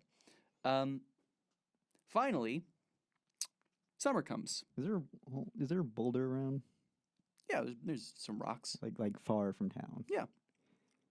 Can I practice on that one? Yeah. Make it look like I really threw a punch, but nothing happens to the boulder. Yeah, you absolutely are able to do that, and that's kind of the practice that you do for. Keep doing some more. Now, I don't hold back, but I punch this boulder. Ooh, why don't you roll me a strength check? Do you want me to do it for you? I got it. Okay. I got Oh, it. actually, this is going to be... No, you don't need to roll prowess. It's not dodging you. Yeah, just give me strength. The boulder, zoom, that's the way. My first supervillain, the boulder. The boulder. It's a boulder, and its only power is that it teleports 2 feet to the left intermittently. Did you already roll? Yeah. Is that the 10? Mm-hmm. Okay. Cool. Yeah, the boulder shatters. It's nothing but pieces. I am wide-eyed at the prospect that this could be a person. That's not good. Summer comes. Billy and you still keep in touch, but not super close. As you know, the summer goes. He seems to be doing better over summer. Kenny has stopped harassing him. And at one point, Lana invites you out to go see a movie with her and a friend of hers. Sure. As you arrive at the theater, she's with Pete Ross, who is one of the football players. He's the one that gave you the warning. I figured. And he goes, "Hey, Clark." Hey, He seems Pete. a little uncomfortable to see you here. Pete, Yeah. It's good to see you. nice seeing you too. And Lana's like, "Okay, so Clark, the movie that we're watching is Death's Door Done Dirty." Death's Door Done Dirty. Yeah, I don't know about the title, but it's supposed to be this really cool movie about this guy whose family's killed, and then he comes back to life, and then he like hunts down the people that did it. It's kind of dark. Well, it's called Death's Door Done Dirty. No, yeah, that's true. And Pete kind of goes, "Yeah, What? Something wrong? no, nothing's wrong. No, nothing's. I'm not. Pete. Petey, Did you just call me Petey, Clark? you're focused now. What's wrong? Nothing's wrong. I'm fine. Just silly name for a movie. That's all." And Lana's like, "I agree. It is a silly name for a movie. Let's go." And she kind of moves into the theater. Is Kenneth around? Hmm? Is Kenneth around? I No. ask Petey. No, Pete. no, we're fine. No, it's nothing like that. It's nothing. It's nothing. Is it Lana? No. Oh, okay. I think I will sit a couple seats in the back. Don't do that, Why not? because then it's gonna be obvious and weird. Please don't do that. Oh, well, maybe I have to go to the bathroom in the middle of the movie. Don't do that, Clark. I swear to God. What? How do you wait? How do you know Lana? I sat across from her in math this semester, and she's just really nice, and she's smart, and like that's not what I am. You know who she hates? Kenneth. She invited you, Yeah, she hates Kenneth. Kenny. Kenny. Yeah. Well, Kenny is short for Kenneth. He's never introduced himself as Kenneth to me, so That's well. I mean, I guess I am making assumptions. Yeah. Well, maybe it's on the first day of class. The teacher's like, "Is there a Kenneth? Whatever." that's a good point, actually. Yeah, his name probably is Kenneth. And might be a good impression if someone tells Kenneth to stop picking on our other good friend Billy. Oh, Clark, you can't just do that. He's the quarterback. Like, my whole life is around this guy. Like, the rest of the team's they're not bad guys. They're just, They were dangling Billy out of a window. they weren't gonna drop him. They may not have wanted to, but they could have. Look, I don't like it either, but I don't know what you expect me to do. Like, I'm just one guy. I'm guy number 2, or I could be guy number 1, and you could be guy number 2. You're serious? Billy can be number 3, maybe, because, well, think about it. I mean, Billy hasn't done anything about it. I think he should. But if Billy doesn't do anything about it, you guys stop picking on me and went back to Billy. And if you guys won't pick on me or Billy, then they're gonna keep picking on people. Do you really want to be a part of that? Lana comes back and she goes, what are you guys doing? Come on. Oh, I'm catching up with him. Right. And both of you guys watched the movie, and you could tell that the whole movie, he is like, there's so many things happening at once. On one hand, no, Lana puts herself in between the two of you, and she is leaning more towards your seat the entire evening. I have my jacket like tucked on the side that has her, so like it's kind of at least even spacing. So like I'm leaning to my left. Yeah. You guys have a nice time, and she's not mean to Pete at any point. But try to redirect the conversation to Pete. In general, it goes well. It's a nice time, but you could tell that Pete has got many things on his mind. He's got Lana, the fact that he invited Lana to this movie, and then Lana invited you. Ooh, he didn't give me that information. He did not give you that information. And then also the fact that what you just told him. My wording there was pretty clumsy. And when you guys come out of the movie, Lana's like, all right, I've got to get going, but you guys have fun if you guys want to keep going. I'm going to have my dad come pick me up.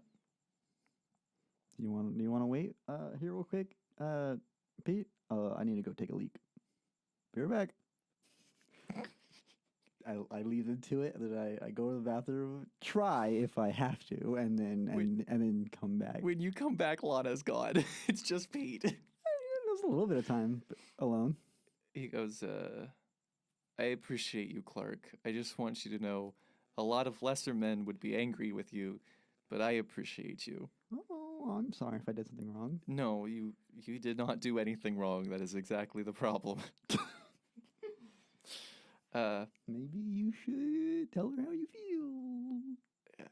I am trying to. I was gonna tonight, but look. Oh, I'm sorry. You know what? Maybe you should give me your number so the next time you ask her and she asks me, I could say no. That would be amazing, actually. Can we do that? Yeah. He immediately swaps number. You've made a new friend. Maybe. And sure enough, over the next couple of weeks, you actually start talking with Pete about other stuff. He doesn't really want to be a football star. He's actually really into fashion, and that's actually what he got. The thing that he started talking to Lana about too. Interesting. Fashion, I did not expect that whatsoever. Yeah, over the rest of the time, he ends up really finding some common ground with you. He has very similar beliefs. He's a big fan of the JSA, huge fan. I asked him if he could show me some of his sketches. He is really shocked to hear that, and sure enough, he sends you over some pictures, and it's good stuff. I mean, he's not a super talented drawing artist, but the designs themselves are cool. It's kind of like a retro modern kind of thing, where it looks like it could fit in a modern day, but it has kind of more of a 30s, 20s aesthetic kind of thing. I hear being dapper is actually starting to gain traction again. You can, there's a huge boom in Gotham right now. You can truly try to you can break out in that. As weeks go by, though, you end up getting friendly. Getting friendlier, finding out he's a fan of the JSA. I ask, do you ever for fun start sketching superhero costumes? He goes, yeah, actually. He goes, this is one night when you guys have like gone out together to get a burger or something, and he's like, yeah, actually, and like, yeah, I haven't showed any of the other guys this, but and he takes out like a different notebook, and he lays it out, and he goes, look at this, and he's got a bunch of really original sketches of caped crusaders. You know, he's got one really nice one that's got a dynamo mask and like a big underwear on the outside of his pants and a lot of other things, and it's a very nice design. You know, a lot of them are very simple. He doesn't have a lot of like super complex Like there's nothing like Spawn to the level of like Spawn or anything like that. It's mostly like classic superhero stuff. And he Yeah. seems really proud of them, but he's definitely kind of nervous showing them to you. No, I think they're great. Like, really reminds me of the old supers of the JSA and stuff, you know? Yeah, it's a shame that people don't really do that kind of thing anymore, you know? Seems like I don't know, maybe the government ruined it for us, but I think if people really wanted to, they could. If they really wanted to try to stand up, you know? People hold the power. you're doing it to me again. Maybe. Look, Clark, I want to do something, but you got to understand the kind of pressure I'm under. I mean, like, if I step too far out of line, I don't participate in it, but if I step too far out of line, then I'm risking my place on the team. I'm risking my entire friend group. Screw the team. You should go to fashion college. I'm not that good. What? Well, okay. I do think you're good. However, I didn't say immediately going to a fashion company, but a fashion school.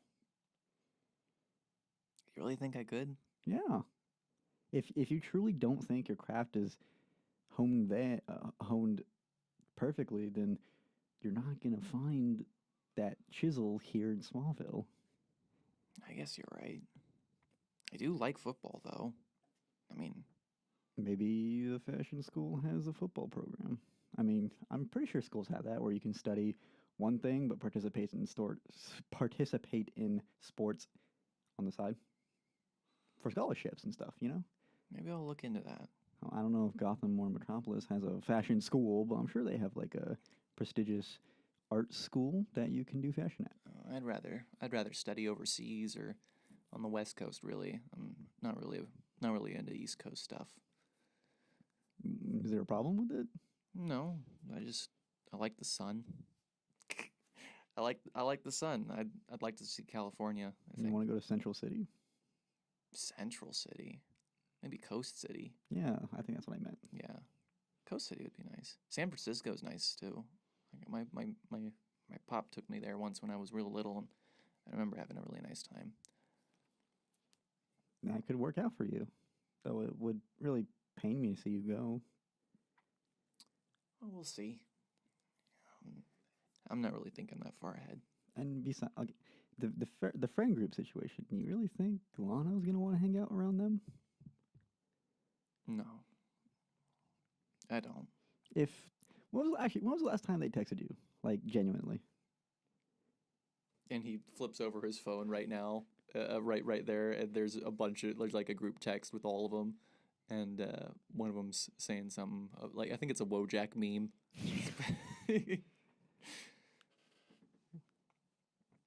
They're just messing around, yeah, but like, has anybody talked to you? No, not really. If you left the group chat, would anybody ask? Anybody approach you? Oh yeah, they definitely ask, but Not about sports, not about, hey, you left the group chat, you're still coming to practice? Not that. I don't know. That's okay. Oh, look, I enjoyed this, Clark. We should do this again sometime. I think I'm gonna take a walk and think about some stuff. Yes, of course. I'll just go this way. Junior year It is junior year. is over now. Oh, never mind. I forgot we were already in junior year. Senior year. Hey, I'm a senior. Lol. Lol. Wait, when's my birthday? I don't know. Okay, cool. I mean, nobody knows when your birthday was. Exactly. You know what? It's the day my pa and ma found me. That is likely the day that they would celebrate for you, yeah. Yeah. Which is weird. I mean, it makes sense. I mean, if you're gonna have a day, that's the day. But like, it's kind of weird to think about. Like, this is the day that you fell from the fucking sky. Oh well, instead of a big bird carrying a little baby in in a cloth. It was a What is ship. your obsession with this stork business today? Well, it's not the obsession. This is the second time I mentioned I it. know, I'm teasing. And I'm trying to do an analog here. It's a good analog. So, second week of class, you notice Billy in the hall. Yay, Billy the Kid. And How was Billy doing? not great. Oh. I'm about to explain why too, but I've lost track of my notes here. Kenny's got his hand on the locker, and he's like, go ahead, try to get out. Try to get out. And Billy keeps trying to struggle away, and Kenny is just keeping him in place. And he's like, come on, try to get out. Try to get out. Come on. I suddenly appear. Hey, Billy. Before you do, Why try? as you are walking towards it, you notice Pete come up, Hi, Petey. put a hand on Kenny's shoulder and pull him away and goes, hey, that's enough. And Billy scrambles away, and Kenny turns and just got this look of absolute shock on his face, and he goes, "What, you like the creep or something?" And Pete goes, "Yeah, I do." And Kenny has no idea how to respond to that. And Pete goes, leave him the hell alone." But he says it like not bad, like I did. Yeah. Leave him the hell alone. And Kenny goes, all right, man, whatever. Jesus. And he just kind of walks away. Was Lana around? Yes, Lana was around. Good. And Pete kind of looks to you, and that was terrifying. What, Kenneth giving you trouble? Kenneth. Yeah, Kenneth. No, that went better than I could have hoped. We'll see if it ruins my social life from here on out. But Lana walks up and goes, "That's all right, Petey. If it goes bad for you, we'll be your friends." Yeah, Billy. This was Lana. I know. Oh, Billy's here too. Yeah, Billy goes, "Yeah, thanks," and he squirms off. That kid. Oh, there's something wrong with that boy. If you did, I mean, I can be around if you think Kenny's gonna like be a problem. For me? Sure. No, I don't think so. I'm more worried about the social stigma. People don't actually know this about Kenny, but Kenneth, I'm gonna start calling him Kenneth now. People don't know this about Kenneth, but he's actually got a glass jaw. He got in a fight with one of the linebackers a couple months back. Took one hit on his chin and just was out. So if, say, something were to happen, he'd, like, of course, nothing, like, too bad, but he might be out of commission for the season? Well, that sounds nefarious, Clark. No, I'm just asking. I wouldn't want to do that to the team, but I doubt he'd be out for a season, but for an evening, maybe. Lana goes, Senior year goes by pretty well. Billy seems to be doing a lot better. Kenneth, I want to try to teach Billy some fights. Like, yeah, be like, all right, punch my hand, Billy. he's No. he's no. awful, and he No. does not really improve during your entire time, but he does appreciate the time spent. In addition, Pete becomes a pretty well integrated member of the friend group. He seems to be enjoying himself far more in this capacity. He's just more comfortable to be interested in the things that he's actually really passionate about with you guys. Does he talk about his other fashion stuff with us? The superhero stuff? Yeah. With you, yeah. Okay. I don't think he really mentions it around Lana. Lana is also starting to get really into fashion, and she's doing pretty good. She's got a couple of classes that are centered around design and that kind of thing.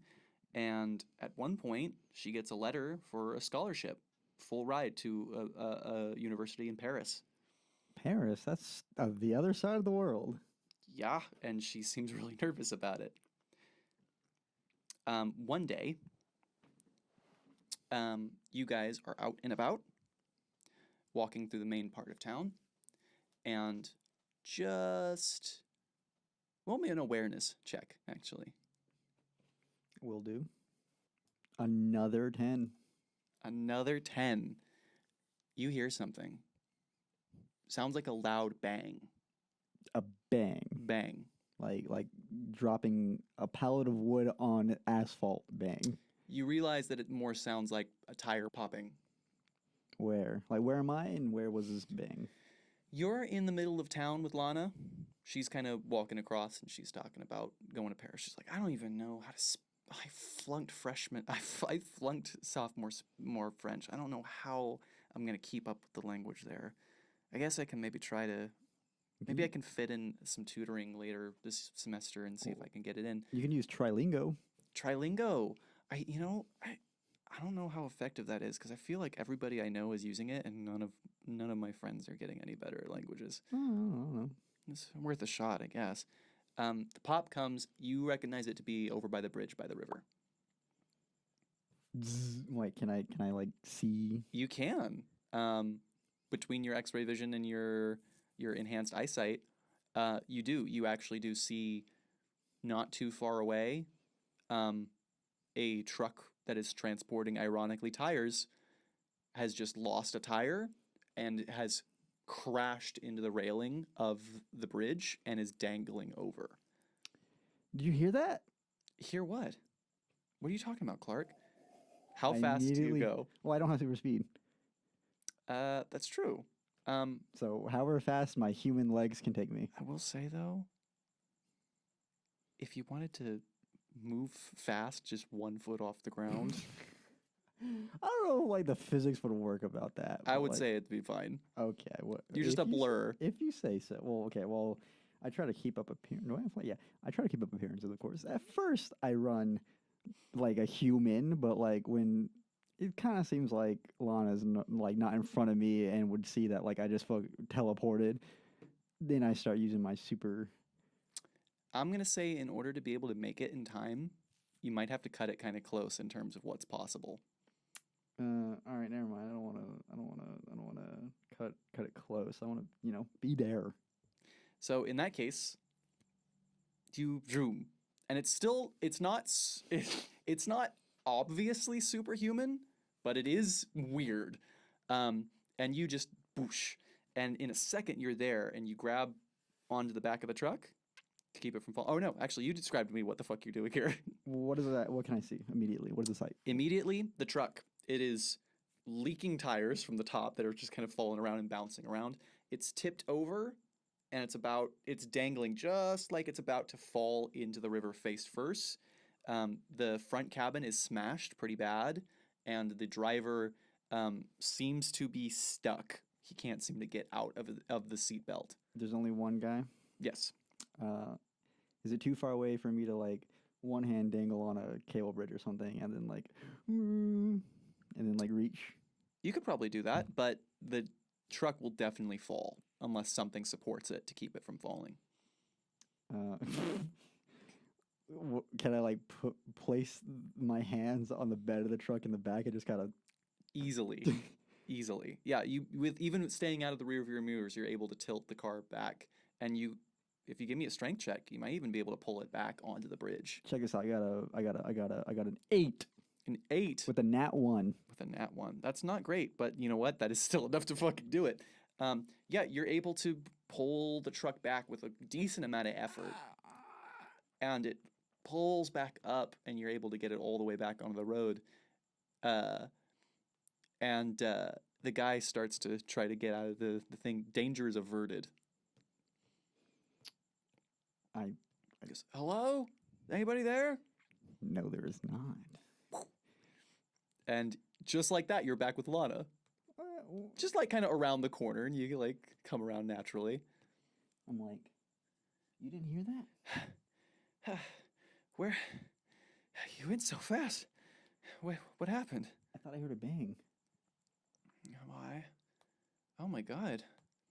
Over on the bridge there, you see? Someone must have crashed. My eyesight's kind of bad, actually. I might need some glasses. Looks like everyone's okay. Jeez. Do you want to go check it out? Where'd you go off to in such a hurry? Well, I didn't see the truck, but I heard a bang. I thought it was close. I was like, is something wrong? And, well, I guess something was wrong, but emphasis on was. All right. Well, we should probably get going. It's starting to get kind of late, huh? Yeah, Walk me home. sure. As you arrive at the house, at Lana's house, she realizes she didn't bring her keys, and she goes, "Hang on." Calls her dad. So she goes, "Hey, Clark." Hmm?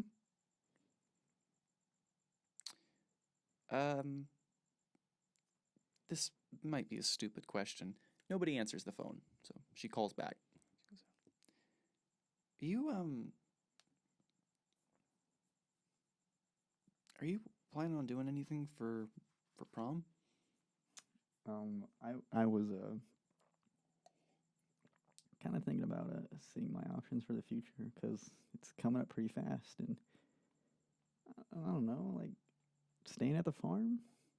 I would love to help my parents, but you know, You gonna stay at the farm for prom? no, looking for options. You know, like you going to Paris, um, Pete going maybe all the way to L.A. Maybe I don't know what Billy's doing, but he's not staying in Smallville with his smarts. I think he might be. No, I think he said something about Metropolis U. Regardless, All of you guys are going to different places. and- okay, but what about prom? Well, what about it? I mean, Are you going? is Pete and Billy going? I think so. I don't know. I haven't asked either of them. Well, why not? Didn't occur to me. Do you want to go to prom? I never really thought about prom. I mean, I didn't go to formal. And she puts the phone just straight up down, like she crouches down and puts the phone on the floor, and then stays there for a second, then stands up and goes, "Clark Kent, would you like to go to prom with me?"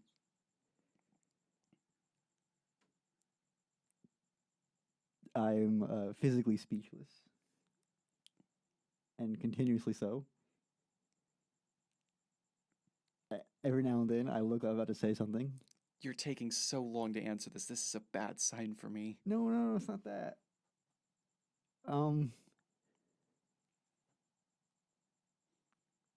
Do you have ulterior motives? What is that supposed to mean?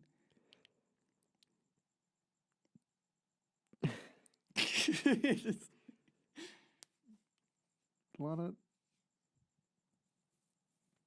do you like me?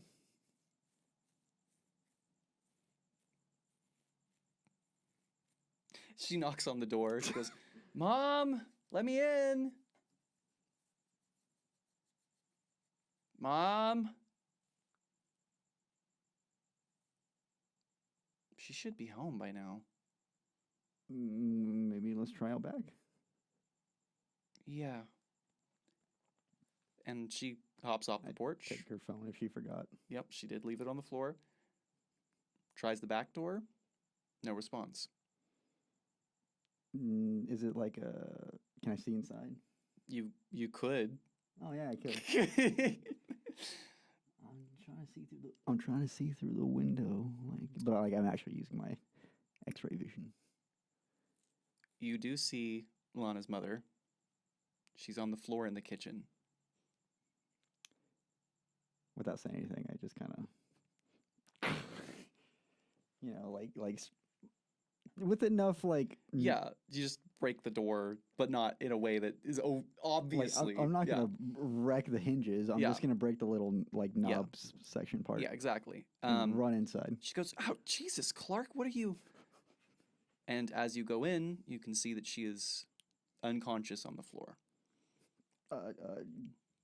Wrist, No pulse. neck, No pulse. X-ray vision. Her heart is not beating. Is that the only problem though? Why don't you roll me an intelligence check to see if you can identify what the problem is here? 10. It seems that she had a heart attack today, probably in the last hour. I'm gonna assume CPR will not do much, because that is immediately what I was gonna do. She has been dead for at least an hour. As I'm like starting to panic, Lana is just coming in right now. at first I was like, oh, and then like using my X-ray vision, I noticed that like, oh, this is like, that. I like stopped panicking. Well, I am panicking, but I stopped being frantic, and I'm just like, oh, my shoulders fall, and like, I look up at Lana, and she's approaching, or She's here now. And she's like, her hand is over her mouth, and she's just wide-eyed looking at you, just waiting for you to say something.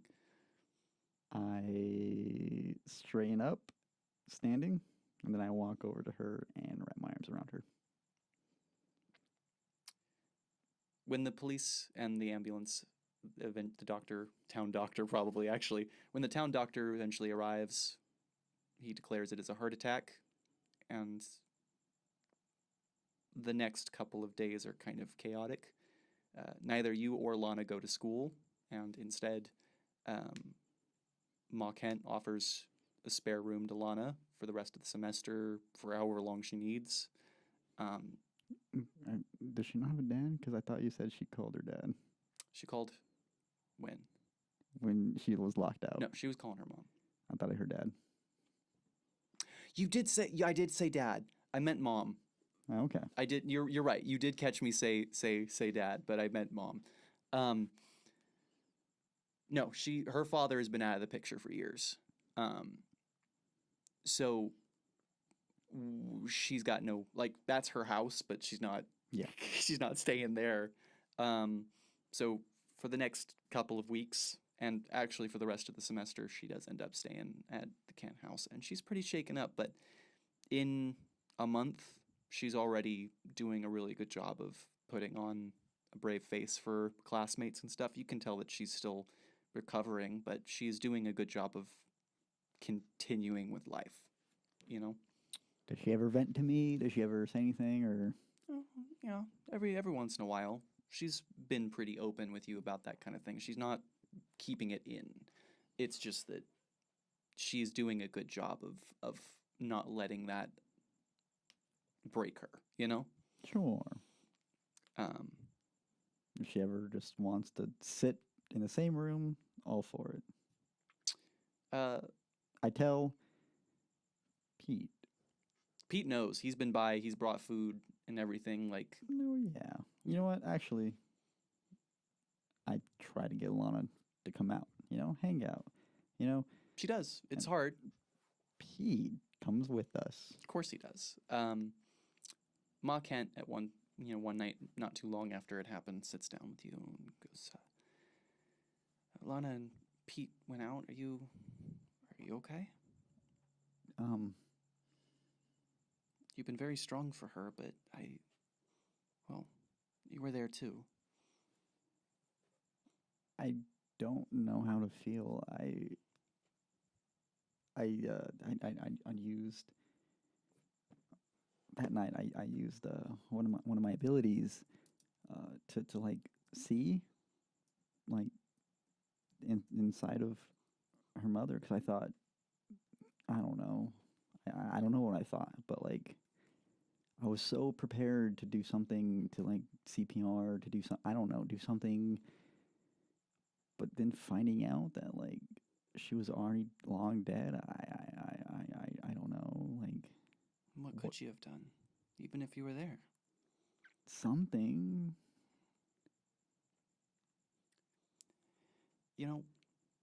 Mrs. Harrison's boy, Carrie,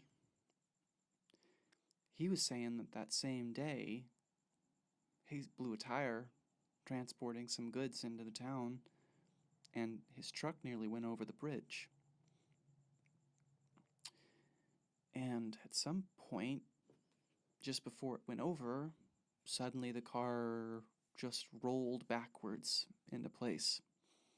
Must have been some powerful reverse. Yeah, like, put it in Possible. reverse gear and... It's possible. I have my own theories. Well, I mean,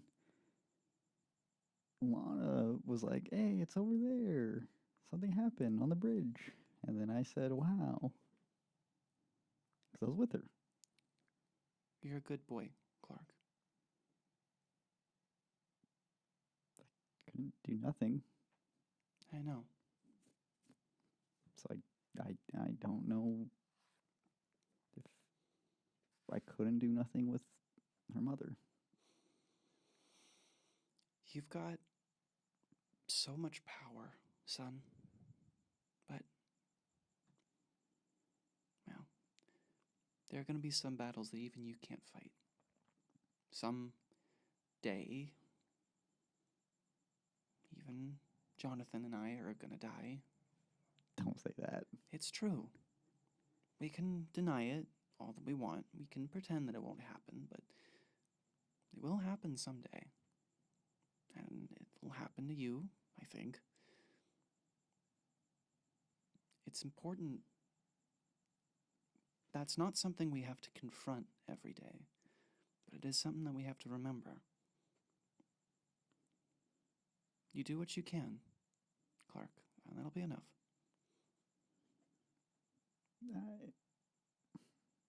It only lasted for a second.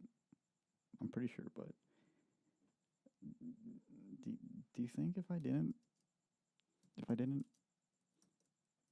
save that guy in the bridge, we would have been home earlier? Well, you're pretty smart, Clark, but I'm not sure if you have the ability to stop a heart attack. If we called the doctor in time, maybe. Maybe. But the truth is that you didn't do that.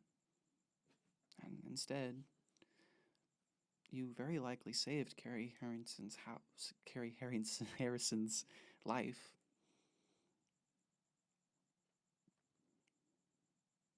I'm proud of you. We can't change your choices, but we can make different ones in the future, if you'd like. And it's hard to say what's the right choice, but I can't believe that you made the wrong one. Just not in my nature. I nod. The rest of the school year goes really well. Kenneth really pulls back on his antics this year. How does the rest of the football team follow? Very much ensued. There's a couple of incidents, but between Pete and you actually kind of self-police them into not really causing trouble. And a lot of them are looking out for their records for this last, for trying to transfer into college and all kinds of different things. It's a big deal. Finally, prom night comes. Did Lana never answer my question? Correct. It is something that you guys decided would be better left not talked about at the moment, and it just has not been a good time to bring up. It's getting close to prom if you need to ask an important question before it happens. At some point I do ask Pete if he's going to prom, even if he's not with somebody. He goes, yeah, no, I actually, oops, shit. I got a date with one of the cheerleaders. Not Lana? I don't think, well, Billy actually gave me some really good advice. He said that, I can't change how I feel, but I can't change how she feels either. So, I'll make the best of it.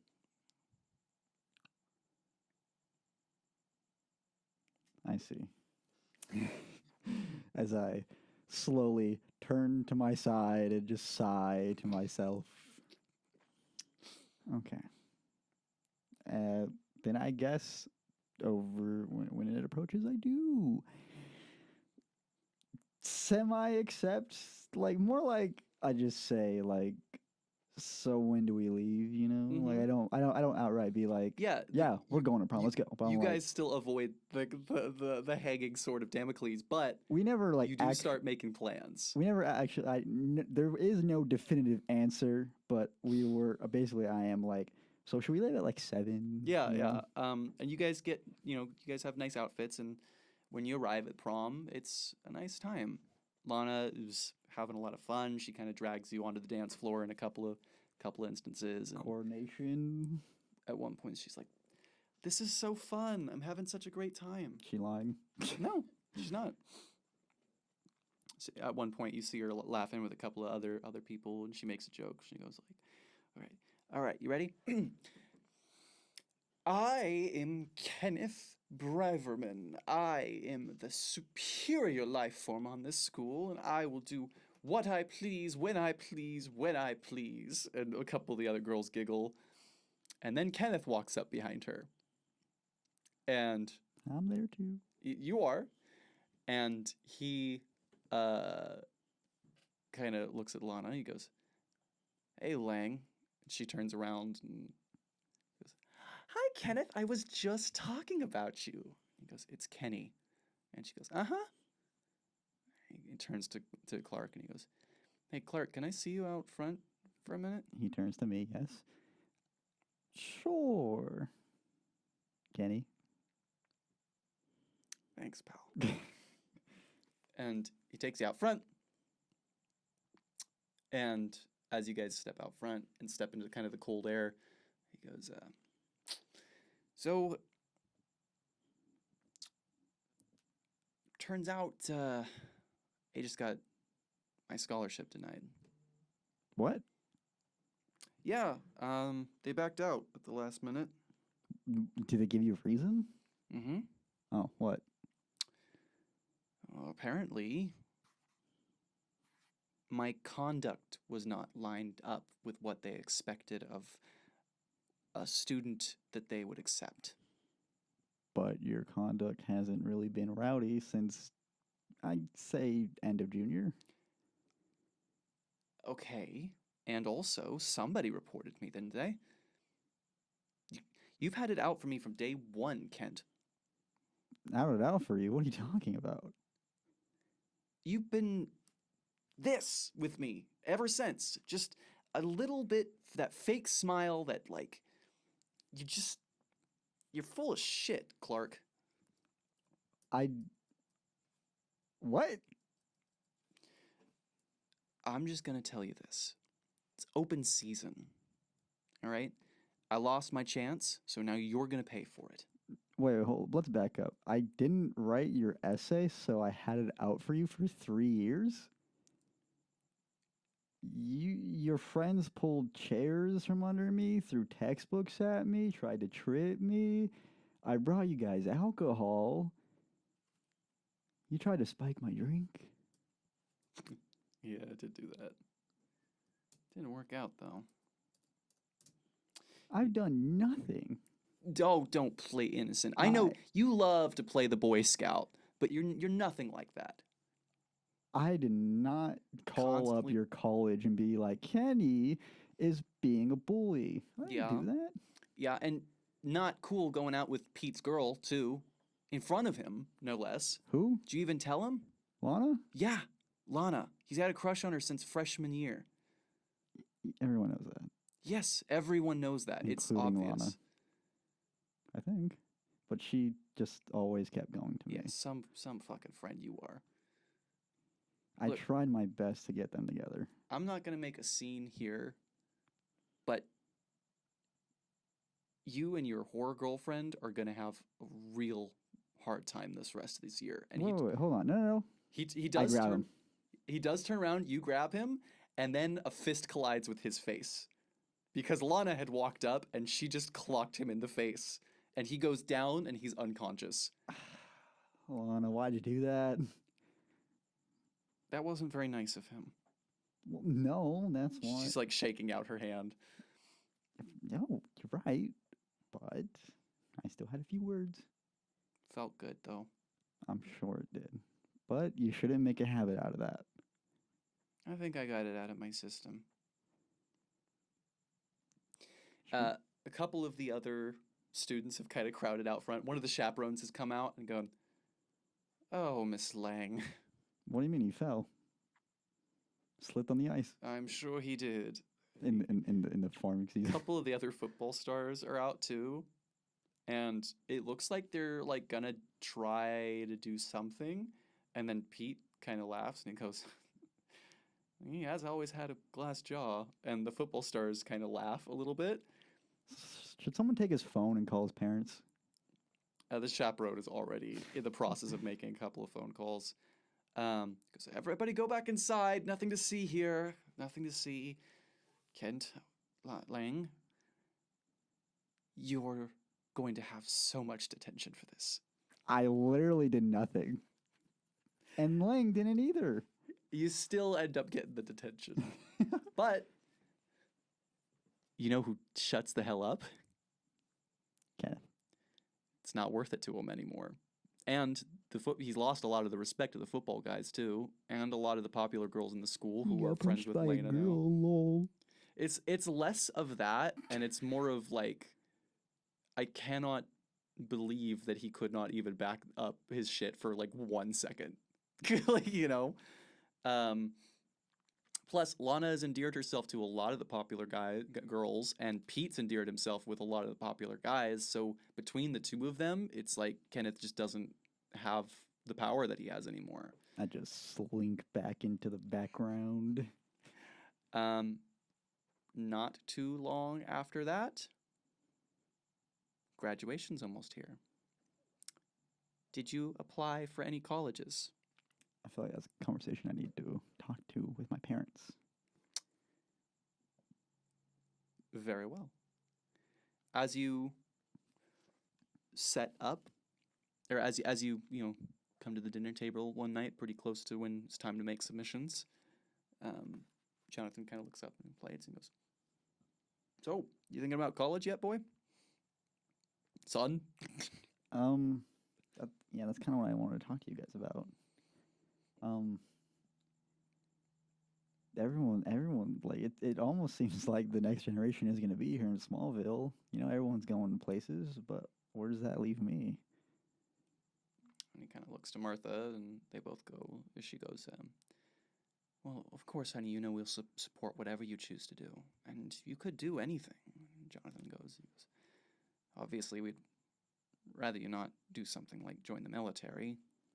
I could join the Navy. You could, and the Navy is a great way to see the world, but the Navy's also potentially going to ask you to do things that I'm not sure you'd be comfortable doing. And far be it from me to distrust our glorious government, but if the government did find out about what you can do, I would not be surprised if they tried to use that, turn you into a soldier or a weapon, and I think you could be so much more than that, son. Well, okay, that brings me to my next question. You think that, but I'm a pretty big help on the farm. Oh, yeah, but I mean, with how well we've been doing for the last 18 years, give or take, I can afford to hire a couple of hands. We're doing fine financially. And even if I didn't hire a couple of hands, I was just reading about that new LexCorp automated farming system that should make things so much smoother here. I don't know about that one. I feel like the big techs are gonna use that instead of workers. That's probably why it's important for us to get in on it while we can, but not a bad point. Martha's like nodding, like she's like they've had this argument a couple of times already, but she goes, "The point is, honey, that we'll be fine here. We don't want you to feel like you have any ties, especially. We want you to feel like you have ties, but nothing that's tying you down. No weight, just the freedom to be and do what you want. If you wanted to be a circus clown, we would support you." That'd be pretty funny with the things I can do. Yeah, Jonathan leans back and goes, "Oh yeah, I could see the act. You take a Q-tip and you lift an entire elephant up with a Q-tip. I bet people would go wild for that." Well, that Q-tip would have to be part of me, otherwise that Q-tip would snap in half. Oh, yeah, that's a good point. Well, I can be part of the freak show, the indestructible man, and they can like hit me with a chair or something. I don't know. Martha goes, "I'd rather you not." Oh, well, I can't like fly. Well, I can put like strings, like really thin strings. So if anybody thinks I am flying, then I actually have strings. I don't know. I'm just spitballing here, but like, you guys sure? We're sure. Do what calls to you, Clark.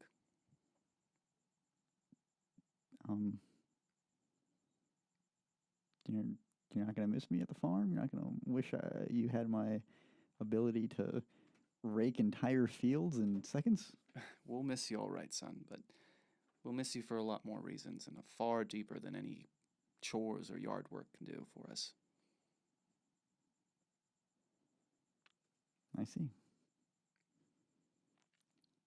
I'll think about it then. All right, I've been thinking about it. I've been shuffling through these papers, and I mean, partly bias, but maybe Metropolis. I mean, I say bias because that's the only other place I've been to. Gotham's and Bloodhaven are kind of nearby, not too much, but I hear Gotham's got great programs, but also I've never been there. Been to Metropolis. I hear GCU is a very good university. Why don't you apply to all of them, see what you get? With your grades, you should probably do just fine with any of them.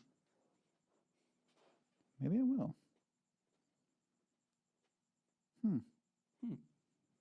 I shuffle my papers and head back up to my room. Say goodnight to Lana. What major do you apply for? Looking at my book. My book of superheroism. That was written by a journalist? Written by a journalist, in fact. Very interesting. Very interesting. This style of writing, this book, it is called journalism. Huh. Maybe. Rodeo Maybe. clown. Maybe. I should join the Navy. I think I'll apply for journalism. Because, like, I'm guessing the book, the book was made, like, after everything went down. Mm-hmm. Does it stay neutral? Not really. I mean, it does in a certain way, but it was written by a guy who spent a lot of time with the JSA over their time. So, like, but they do a good job of disclosing, like, I am like at the very front of the book. It's like, this is a historical account, but it is also a historical account that's written by somebody who considered a lot of these people my friends. So, take that with a grain of salt, you know. But it wasn't too like it wasn't too much like everybody like thought they were all communism and shat on them, and they were wrong for that. No, there's a lot of there is some slamming of of McCarthyism as in a general sense, but it is backed up by a lot of thorough research. Most of the research points out that the guy who started it, John McCarthy,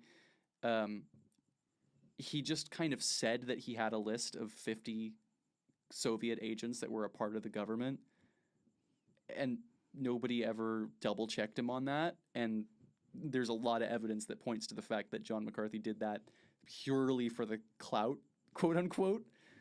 So like there's good journalism and like, you know, expository stuff in there, but it is written from the point of view of these people were heroes and they should be viewed as heroes, you know? Got it.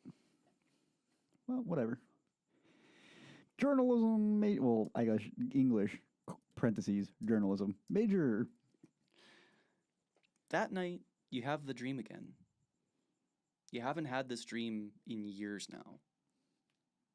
This fucking dream, I don't need it. But what does it do? Nothing new. Nothing new. But the words, they do sound more right this time.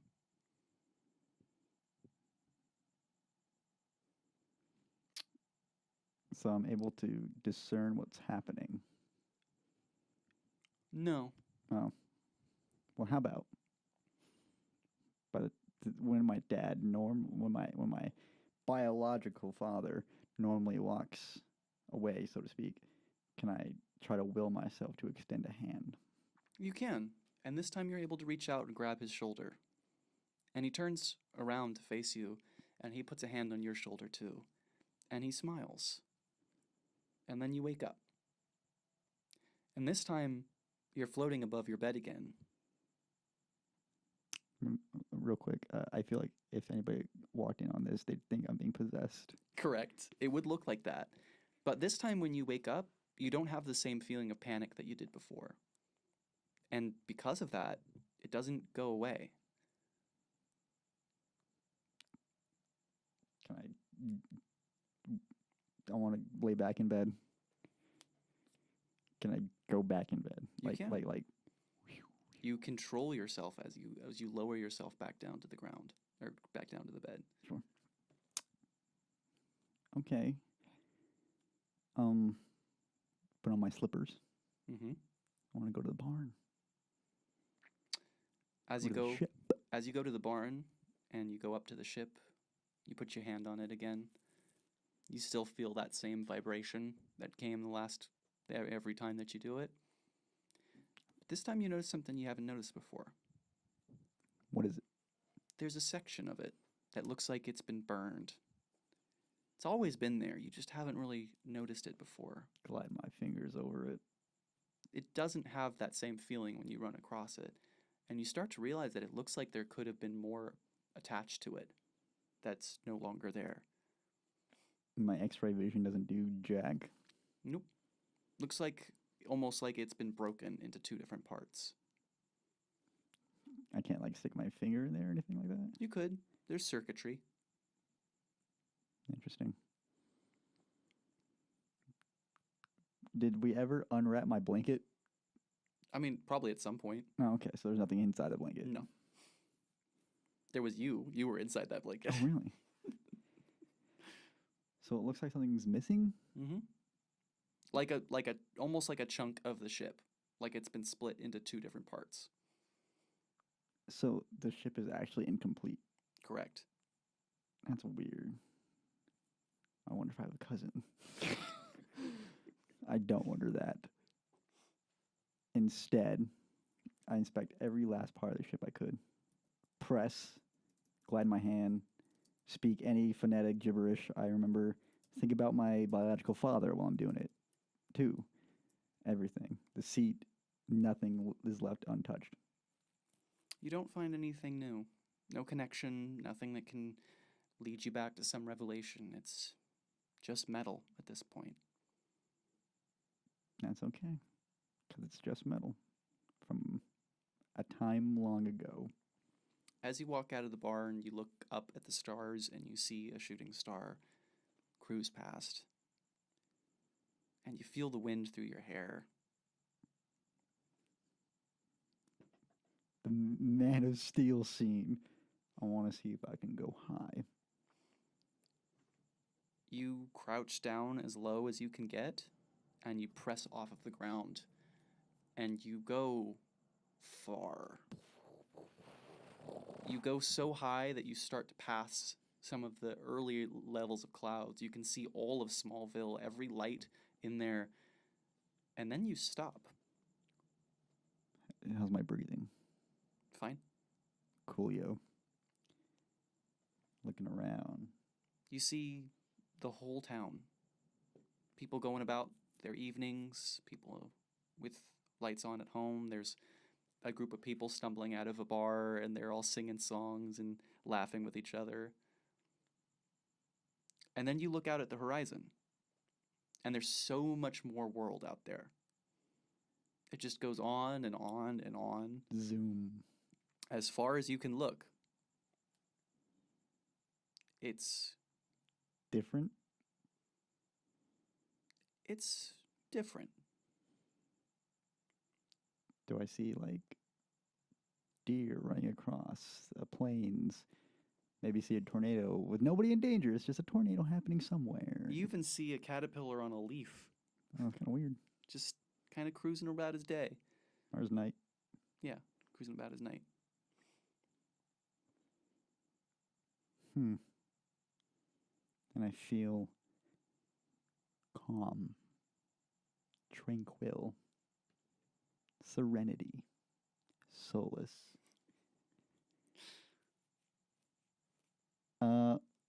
The direction of Metropolis. Can I see that far or not yet? Not yet. That's unfortunate. That's okay. It's time I go back to bed then, before somebody sees me up here. I mean, I know it's night, but you never know. As you lower, you're able to guide yourself into your bedroom window without having to. I check to see if anybody's in my room first. Nobody is in your room. Okay, cool. I ain't gonna have Lana be like, what the hell was that? There is a knock on your door, pretty much as soon as you're in. I make the noticeable sound of shuffling my feet as if I'm putting my slippers on. And then I go to the door. Clark, are you in there? Who is it? It's Lana. Hey, Hey.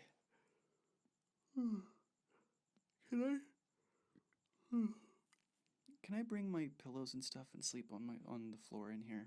I'll sleep on the floor. It's okay. Thank you. And she she commandeers your bed. Lay on the floor. Still kind of wide awake, but making a show that I'm like, all right, time to go back. And however long it takes. Unless she talks to me. Everybody starts to get their letters of acceptance. Except for Kenneth. One after another after another. Even Kenneth does eventually get from his 5th choice. Yours doesn't come. That's okay. You graduate, Still nothing. still nothing. Not even a rejection? No rejection letter, nothing. Did I? At one point, I'm like, Ma, Pa, did I write down the correct address? If they double check, you do everything you can, just no letter. Huh. All right, graduation. Graduation comes and goes. Pete leaves town, Pete, where you going? LA. No, he's going to Seattle. I lied. Oh, sorry. He wanted the sun. He ended up in Seattle. All right, Pete, Hey, Clark. stay safe out there. Hey, I'm sure it's just running late. It's all right. At least you got accepted. You're gonna stay in touch, right? Yeah. All right. My phone doesn't break. Well, we got to daisy chain some form of communication to Lana. She's gonna be in Europe. I wonder if they get coverage over there, or she has to buy a French phone. You know, I don't actually know how that works. That's. I'll see you, Clark. You do well out there. Billy. Billy stays in town. He ends up not going to college. Billy, what are you doing, man? He is enjoying life here. Sure, but you got the smarts. He's exactly the thing. He decides that he's going to take a gap year or two, and then he's going to transfer to Metropolis University. No, okay. He did get his letter. Kenny, are you at least happy that you got your 5th? Kenny does not talk to you. Okay, bye. Have a great life, Kenny. Couple more days pass. Lana's still not gone? Lana's still not gone. Is she like packed or anything, or is She's she? packed. She's ready. It's just the time has not come. Are you nervous? Yeah, I'm nervous. I'm going to France. I'm going to Paris. Barry, or something. I don't know how to take French. I wish Mom. I think she'd be really proud. Oh, I'm certain she is proud watching.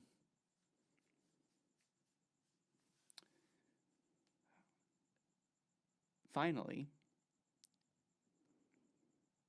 one day, about 2 weeks after school's ended, Pa Kent asks you to come and help him pick up the last of the corn crop. Of course, of course. And as you're working on it, you see Lana sprinting towards you from the distance. Clark! With my X-ray, I'm gonna be like, X-ray? no, sorry, my supervision. I'm gonna be like, I'm just gonna keep doing my work. Clark! She's waving something in her hand. Oh. It came, Clark. I look at my paw. He nods towards her like, go get her. I run. Yeah. You run and she jumps up with like wraps her arms around your neck and like you guys do a little spin thing. Whoa. We don't know if it's acceptance. Oh, it's gotta be an acceptance with your grades. Come on. So I ran into the mailman. He said he'd misplaced it and lost it for 2 weeks. And I bugged him about it 3 days in a row now. And finally, he actually double checked. It was under his seat. Just one though? Just one. I applied to 3. Well, I don't know. All I've got is the one. Which one is it? As you open it, Metropolis University graciously accepts you as a Ooh. journalism major. Accepts. I'm reading Metropolis. Okay. My eyes are like shakily going to the first word of the letter. We graciously accept. Oh, okay. Ma and Pa come up just before you finish reading that bit, and they both like kind of crowd around you. And as you say it out loud, everybody cheers.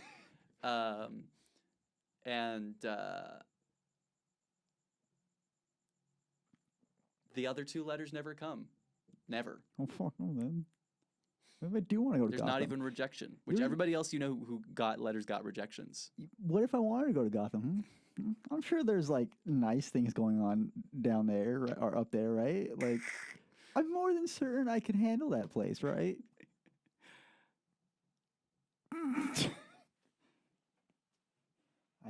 I don't know what to do. I mean, this is what I wanted technically, but like, I gotta leave.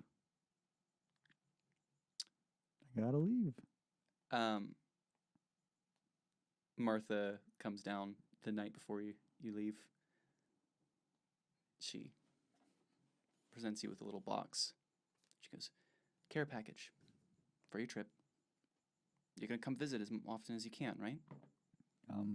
As often as it's safe for me to travel. Wink, wink. Of course.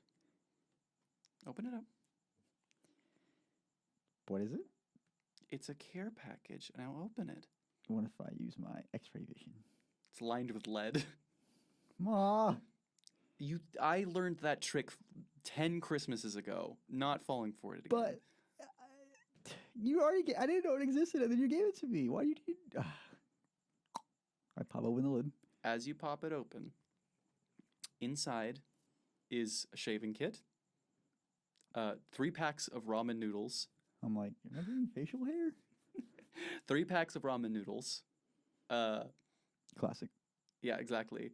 A framed photograph of you, Pete, and Lana, and also Ma and Jonathan Kent alongside you. And lastly, in the package is the blanket. It's been wrapped up and folded in a very nice way. Just feeling it real quick. There's a piece of where you're going, Yeah. piece of where you are, and a piece of where you came from. What we know about it, at least. Oh, that's actually really sweet. It's pretty smart. You're gonna do just fine, Clark. I hope so. I'm not worried about you at all. And that's not because I'm a bad mother. If you guys need me, I could always come back. And don't need me and say, we can't invite him back. We need to suck it up. Don't do that. If you need me. I promised you your father is going to have to hold me back from the phone to call you to come and visit every day. Well, no, visit. No, I mean stay. You I know. If things go bad. I know. Okay. She gives you a big hug and a kiss on the forehead. I give her a hug. And as she's making their way out of the room, she looks behind her shoulder and she goes, "Knock him dead, Clark." And she closes the door. I'm about dead. And that is where we will end this episode this evening.